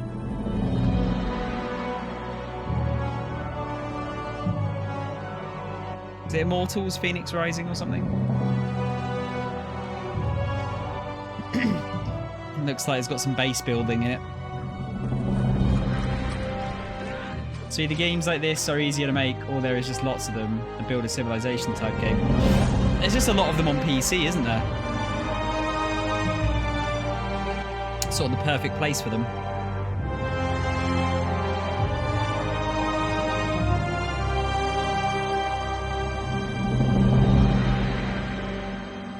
Frozen Flame. That was Frozen Flame, an open-world survival RPG from Dreamside Interactive, where you'll embark on a fantasy adventure in a world reshaped by a magical calamity. A cursed land full of environmental hazards and massive monsters doesn't sound like the kind of place you'd want to build a cozy home with your friends, but instead has anyone got a Steam Deck yet, by the way? Trying to tame the world, eventually growing tough enough to tackle the citadel that looms over everything and break the curse. Or you'll end up in the belly of a monster. Still kind of cozy. The demo for Frozen Flame was released just before the show, so you can jump in or grab some co-op buddies and see how long you can survive for right now. And keep an eye out for the early access launch later this year.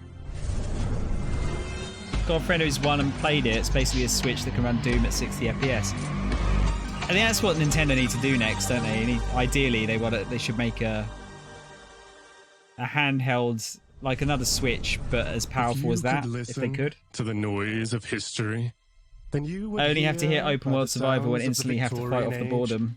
That the world changed. A lot of people like it though, don't they? Very popular. The roar of the engines, the bangs from new factories, and the cries in the streets calling out for revolution. The racism. In Victoria 3, we simulate such a better time. 100 years, starting in 1836. That was sarcasm, by the way. And put you in charge of a young society. You will meet the people back then, high and low, over cultures across the globe. They are the beating heart of your nation and form powerful groups with needs and desires. Listen to their calls and let it influence reform, or turn a deaf ear to protect what is proven and stable. Your politics will decide. This is looking quite spreadsheety. But your economy, how far you've come. Taxes, production, trade, and construction. Play these cards right, and you can harness the Industrial Revolution to turn your cities into titans. This is the engine you will need on the global stage. Use pacts, threats, and bluffs to secure your place in the sun. Anything done by war can be achieved with diplomacy. But you can decide when push comes to shove. Here you write the stories, and over time, the history of your world will be carved into the map. What will your society be like? Yeah, this is definitely a Mr. Howard game, isn't it? Over continents and be heard over the noise of time as you create your grand tomorrow. Does that suggest there's a Victoria 1 and 2?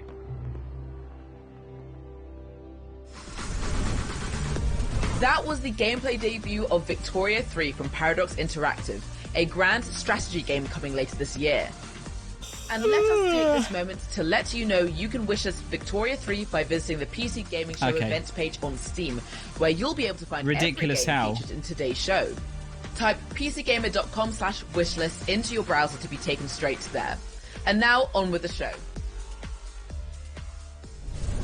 Depth. Right. Ah! Yeah, what's this? Oh, is this the Warhammer one? No. It's just New Blood games in general. A Medieval was meant to be pretty good.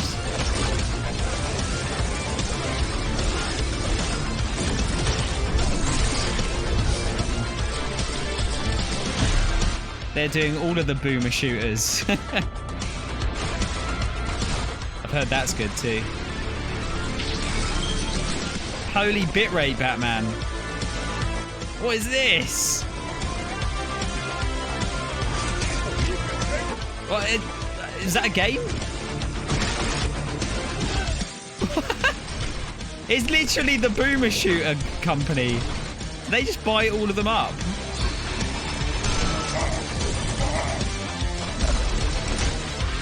I've been watching Civi play these games. What's up, PC gamers? We're back again. Now, what you just saw was everything New Blood's got going on for 2022. A Medieval the Black Labyrinth, Ultra Kill Act 2, Faith, Fallen Aces, and a brand new update for Dusk that's bringing all new HD models and weapons that nobody asked for. So we're doing it anyway. Now, last year you might have noticed we teased a bunch of games here that we weren't ready to talk about just yet. And we're still not ready to talk about those games. But I want to let you know that yes, we're still working on a top-down shooter. Yes, we're still working on a Fallout-style RPG, my dream game. And yes, we're still working on a car combat game. But we're not ready to talk about those games just yet. What I want to talk about is Gloomwood. Now, 2 years ago, y'all straight up forgot to show the Gloomwood trailer. Last year, you bumped me so Gabe Newell could talk about a bunch of demos or some shit. This year, PC Gamer, you promised we would get to show Gloomwood, so I don't want to hear any bullshit. If you're on a Steam Deck ad right now or some shit, I'm gonna... Steam Deck. Powerful, portable, PC gaming. All right. PC Gamer, you see this puppy? Doggy. I will drown this puppy. If you don't let us show Gloomwood, I am going to drown this adorable... I would never... No, Twitch are going to cancel me. Hi, I love you. So yeah, we good? No. Can we show Gloomwood? Are you sure? Well, all right. It's about time.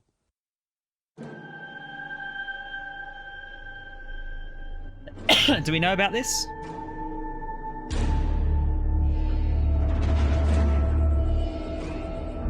Oh, this is the one that I said it looks a bit like old school Thief rather than N64 actually.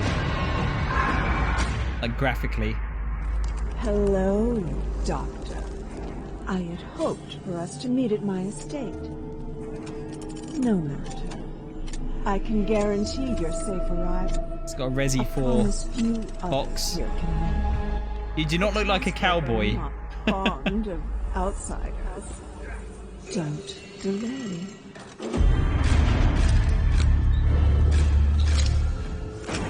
Although it's got like cowboy-esque guns.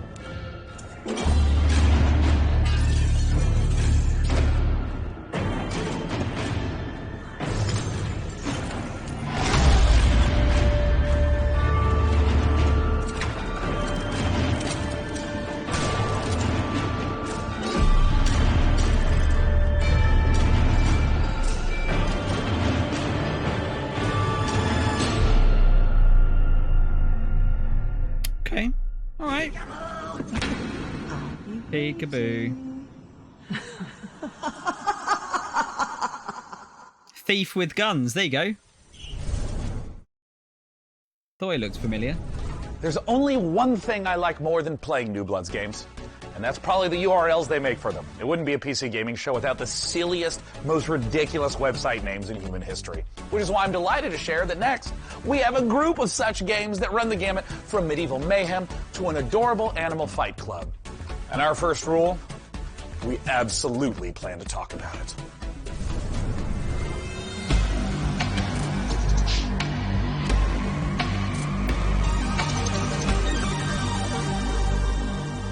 Animal Fight Club, yeah.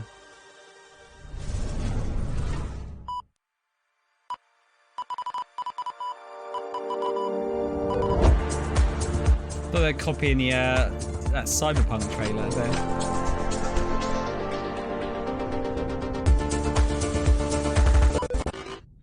Corrupted? Yeah. What? Why is it always doing this just when I need to showcase the game? Okay, I'm gonna take that. Have you tried turning it off and on again? Yes, I have. The update to System 10.1.1 will provide a clean sorting of all your files and ensure that situations like this won't ever happen. Oh, no, nobody's updating me. That's the thing. Nope, haha, thank you, but we'll pass. Okay, so I do have a backup of the trailer. While I go rummage into the bin for it, please welcome my personal assistant. That will do a great job at pitching the game for you.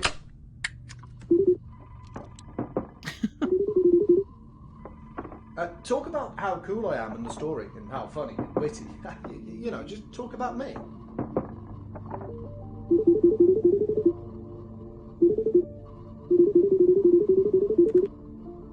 Okay.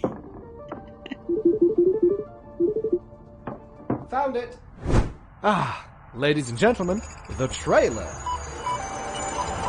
Really doesn't want to update to Windows who had 11. the amazing idea to save the trailer backup in 14.4 pixels? Do we have any ants working for us? Looks like he's got a good sense of humor about it.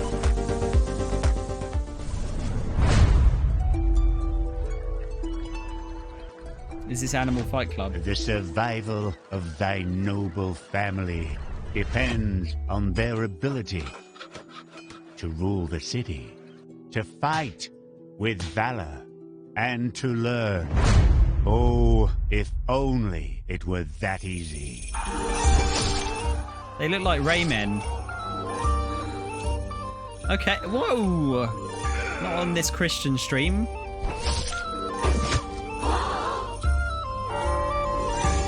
It's Prison Architect but medieval. Do you think it's the same company? Why isn't he waking up?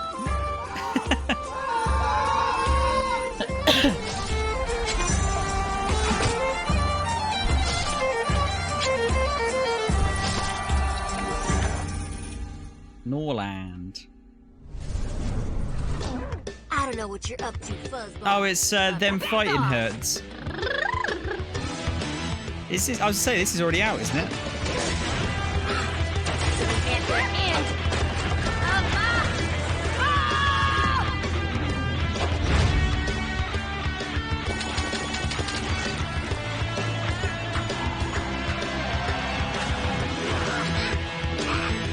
Yeah, I heard it was a good fighting game. I think it was originally, was it a My Little Pony fighting game, and then they had to change it because copyrights and all that.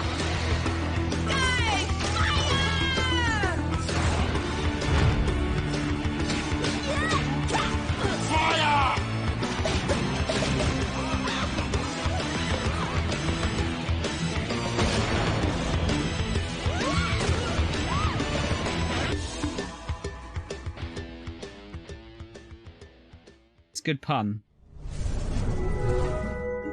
Ooh.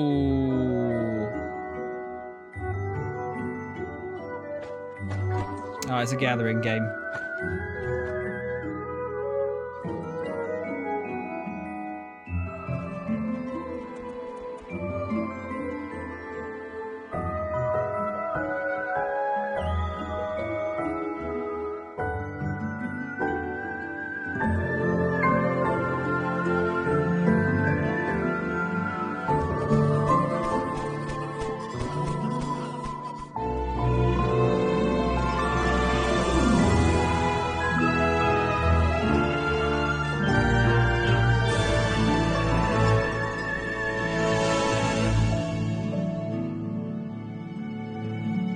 I don't think I've had, like, usually every E3 I have a core keeper.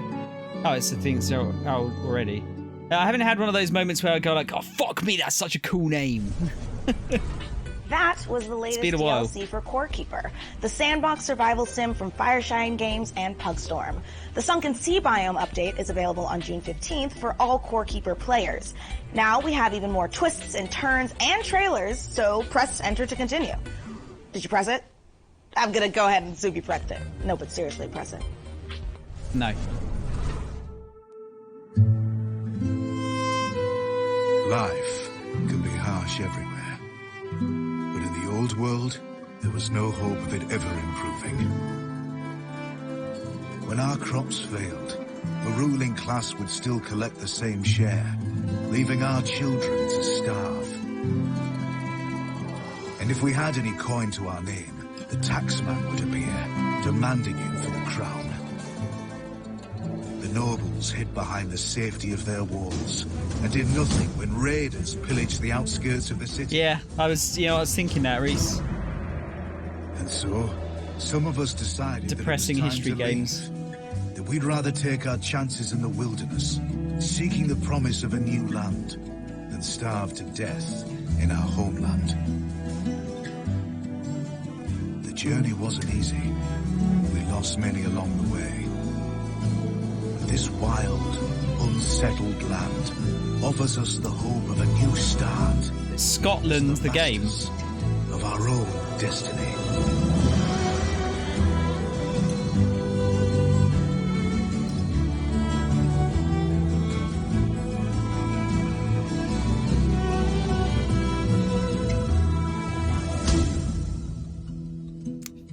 Furthest frontier. I just found out recently that farthest is the American spelling of it. It always confuses me because I want to say farthest. It's like, but no, it's furthest. We always say furthest.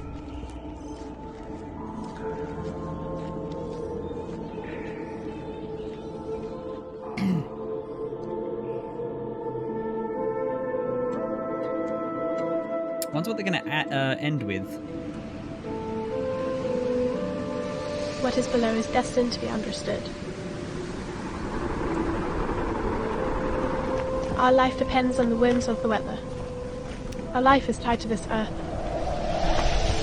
The water we harvest, the plants we grow, the air we filter. Any waste would be fatal to our survival. We must learn to live in harmony with this world. For too long, we have wandered without purpose. This voice acting's a bit jank, isn't it? It's like if I did voice acting.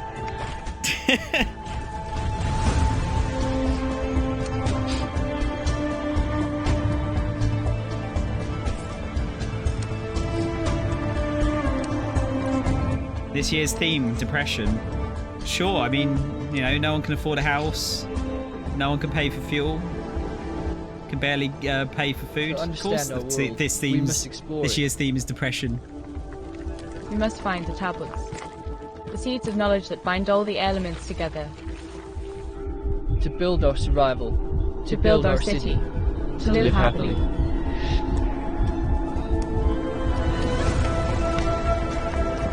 That's blatantly the devs doing the voice acting there. It's fair enough. It's kind of charming. Welcome to Icarus, Prospector. The planet we almost lost, then found a reason to stay.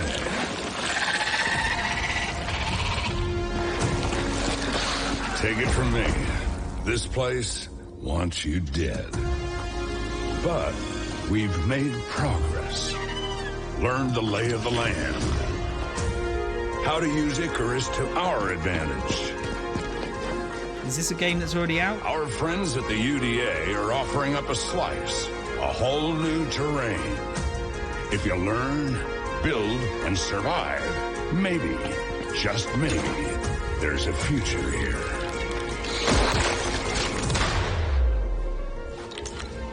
Think you got what it takes?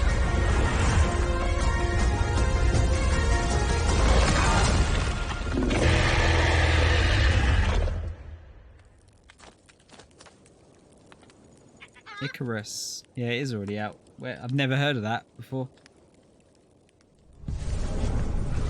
In the rich tapestry of the PC gaming community, modders are one of the most inspiring subcultures. In fact, this is the Half-Life some of the Alyx most thing. popular genres today started as PC gaming mods.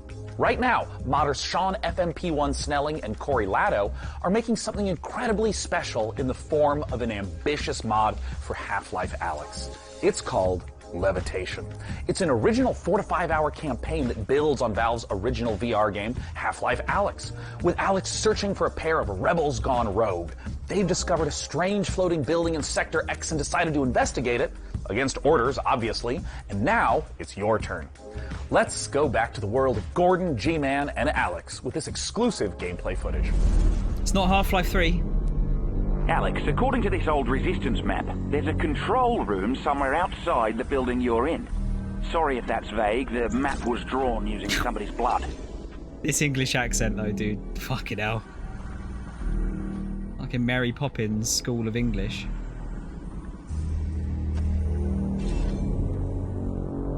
This game looks really cool, like Half-Life Alyx. I just don't know if I'm gonna get a headset anytime soon.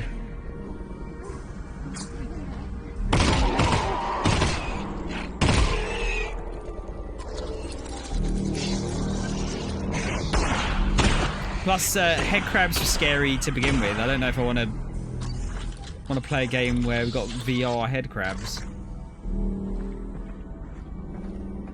shit myself.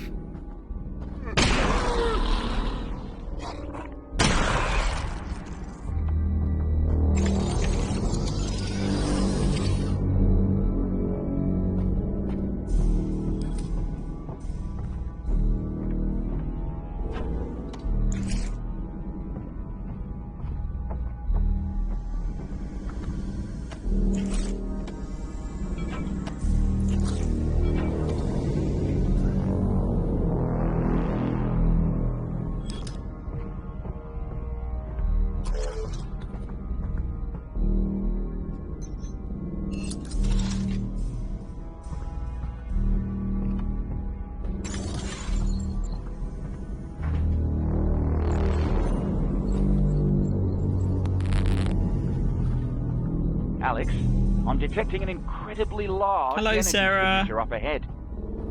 It's probably How are you? Gordon Freeman, and not anything bad at all. Definitely probably... I like that. It's a friend shape. Seems to remember they had to tune down the head crabs because it was too scary in VR. Yeah, I can imagine that.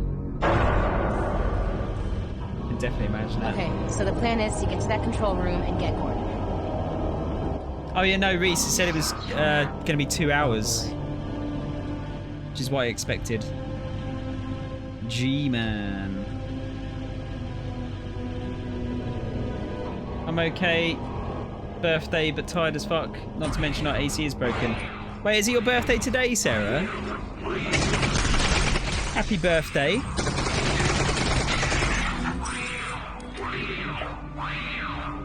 Oh look, Reese is here, he knows. You're old +1 now. So what, you're like 25? Sorry, I don't know how old you are actually. Not as old as me. That's the main thing to take away from it. 31? I wouldn't have said you were 30. Kind of crowded down here, Russ. 25 at max. Happy birthday though. I hope you've had a good one.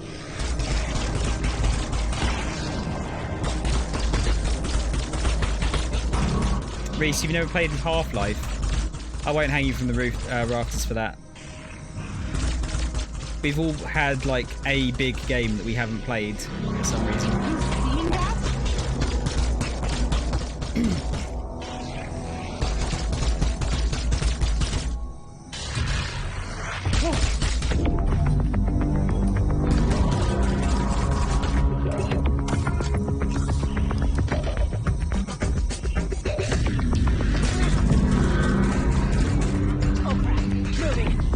Thank you, I moisturise.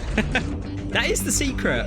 Moisturise and drink a lot of water. There you go.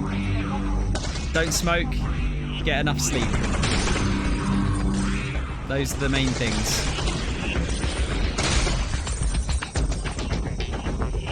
Oh no, Reese, that's alright, dude. Don't worry. Yeah, I don't deal well with jump scares. I don't find them fun. I know some people like being scared. I don't find that fun. Particularly.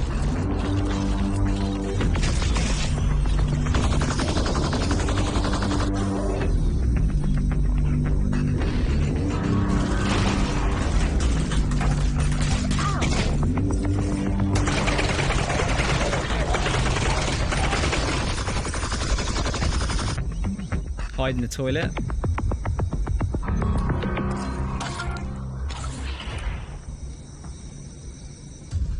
Is this gonna be the last thing they show?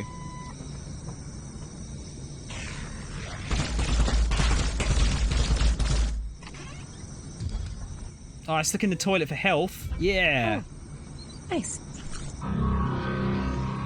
Nice shit covered bullets.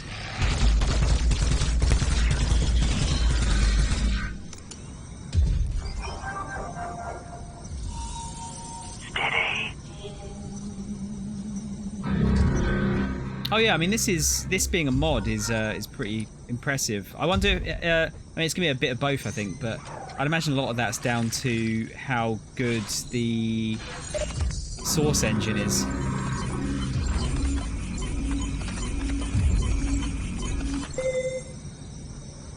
Like, and how easy it is to use.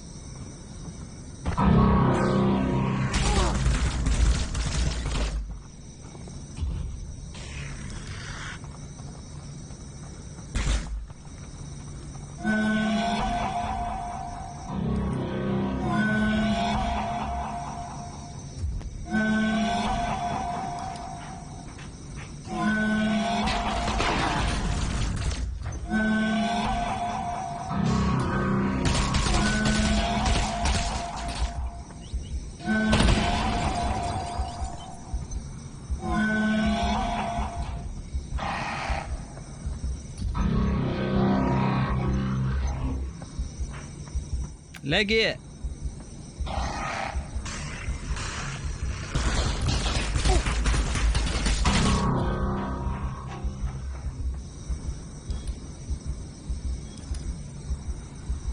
Mo, you're not interested. 3 cells left.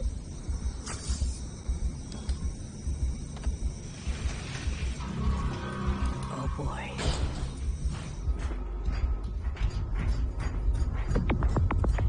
Do you think we'll ever actually find out what G-Man's deal is?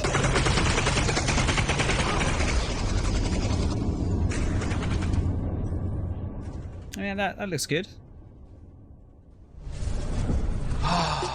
Well, folks, this is the end.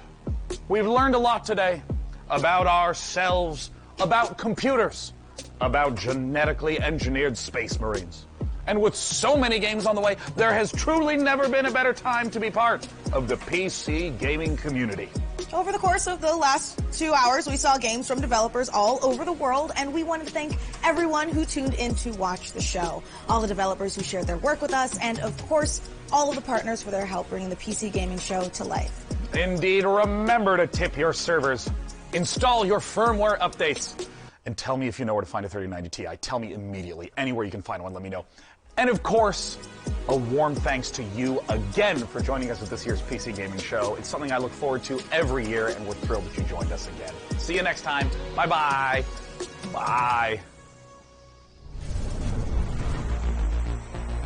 Yeah. This is the official PC Gaming Show 2022 pre-show. It's the live show before the pre-recorded show. Go to the start. Make sure you're staying hydrated. Replenish your potions and motion. Let's do it again. This is the first time. But before I spiral further into my concerns, here's more. All right, one more time. You just saw Demon School from Welsh developer. You got it right the first time. You want perfect? Watch this. Alright, so now they're all rested up.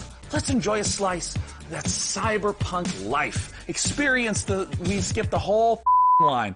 We accidentally the whole line.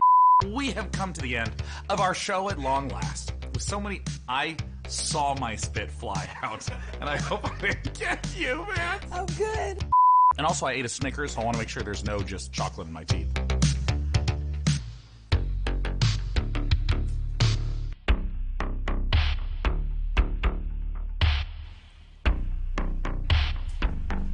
Any chocolate in my mouth. Don't answer, Ben.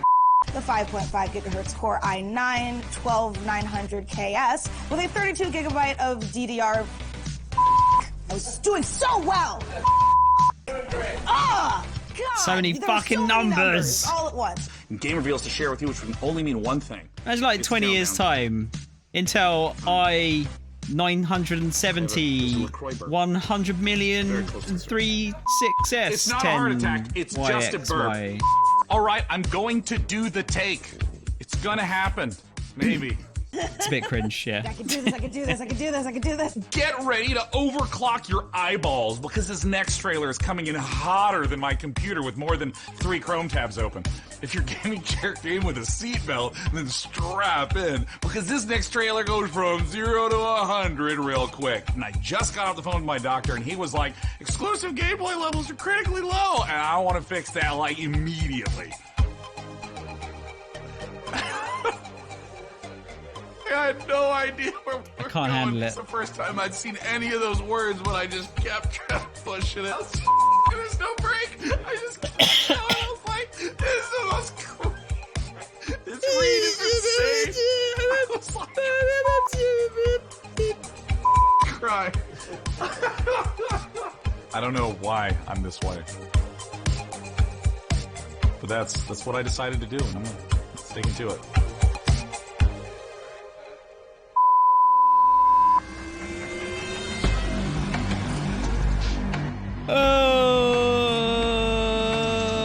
That could have been about that. If that was 45 minutes, I think that would have been a lot better. As usual, I feel like the PC gaming thing is a little bit too long. And about 2/3 of the games are of no interest to me whatsoever.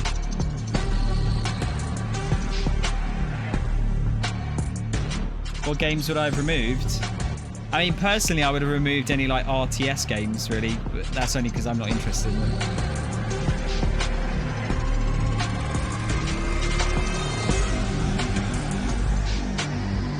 Okay, I don't think we're getting anything else, so... Mute. Give me Sega sounds. There you go. Yeah, I appreciate you doing the notes again, Reese, but I'm probably not going to talk a lot about this one because I don't really have a lot to say. There was only a few games that really interested me there, I think. Like, bearing in mind that was 2 hours, but felt like 2 hours, whereas the Xbox One was an hour and a half, but felt like about 45 minutes to me.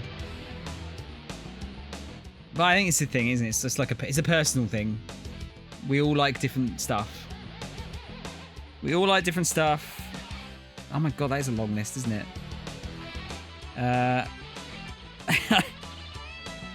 Can I be honest with you as well? I'm looking at this list and I don't remember what any of these are.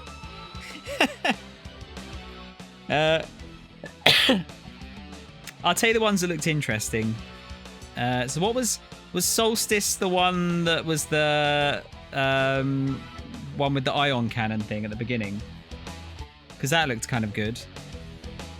The Invincible one looked kind of cool. The War of the Worlds type one you've put here. That looked kind of cool.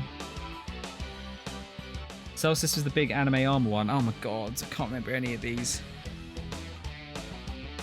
Oh yeah, Nitro Kid looked kind of cool as a card game anyway. It was Bruce Lee but not.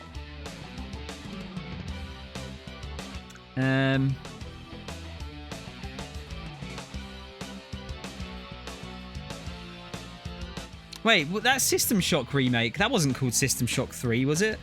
That's always been System Shock 1 remake, wasn't it? Nivalis looked good. The voxel cyberpunk make your own bar game. I liked the look of that.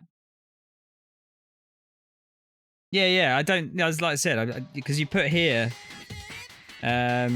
System Shock 3 rebranding to System Shock.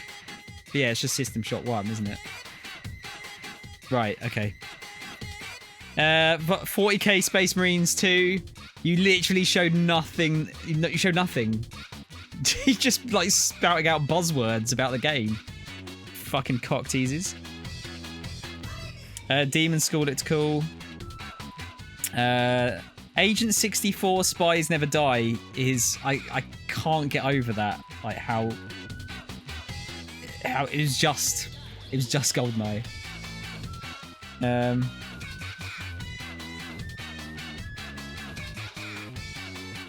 I like some of the things you put here. Icarus DLC, game that Tom's never heard of.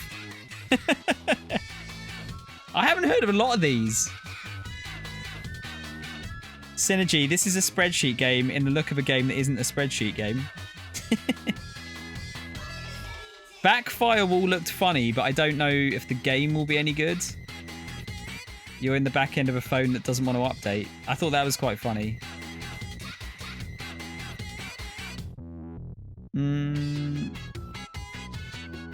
I think there's a couple here that looked like they could be interesting, but they didn't really show any of the actual game off.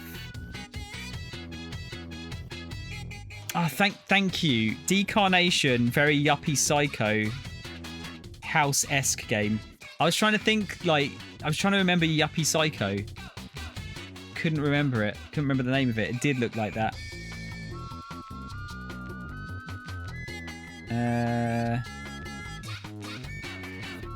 Yeah, I mean, there was... I don't think that was a terrible showing. I've not played House. No, not played House. I thought you were talking about a developer, if I'm honest with you. It was... Yeah, it was like most of the PC game shows. There's... Unfortunately for me personally, there's not a lot of the genres they show I'm just totally not interested in, so it kind of drags a little bit. Plus, I think they get a little bit too talky on some things, aka Space Marine. Like, you can do all this cool stuff, but we're not going to show it to you. We're just going to talk to you about it and just describe it. Just use your imagination. of which I don't have one because I'm a 36-year-old man. So yeah, I think if they like shaved it down a bit and just kept it a bit shorter, I think I would have enjoyed that a bit more. But not awful. Definitely not the worst PC game show I've seen. There's been some of the early ones were fucking dreadful. Yeah, it's fine. Not as interesting as the Xbox one.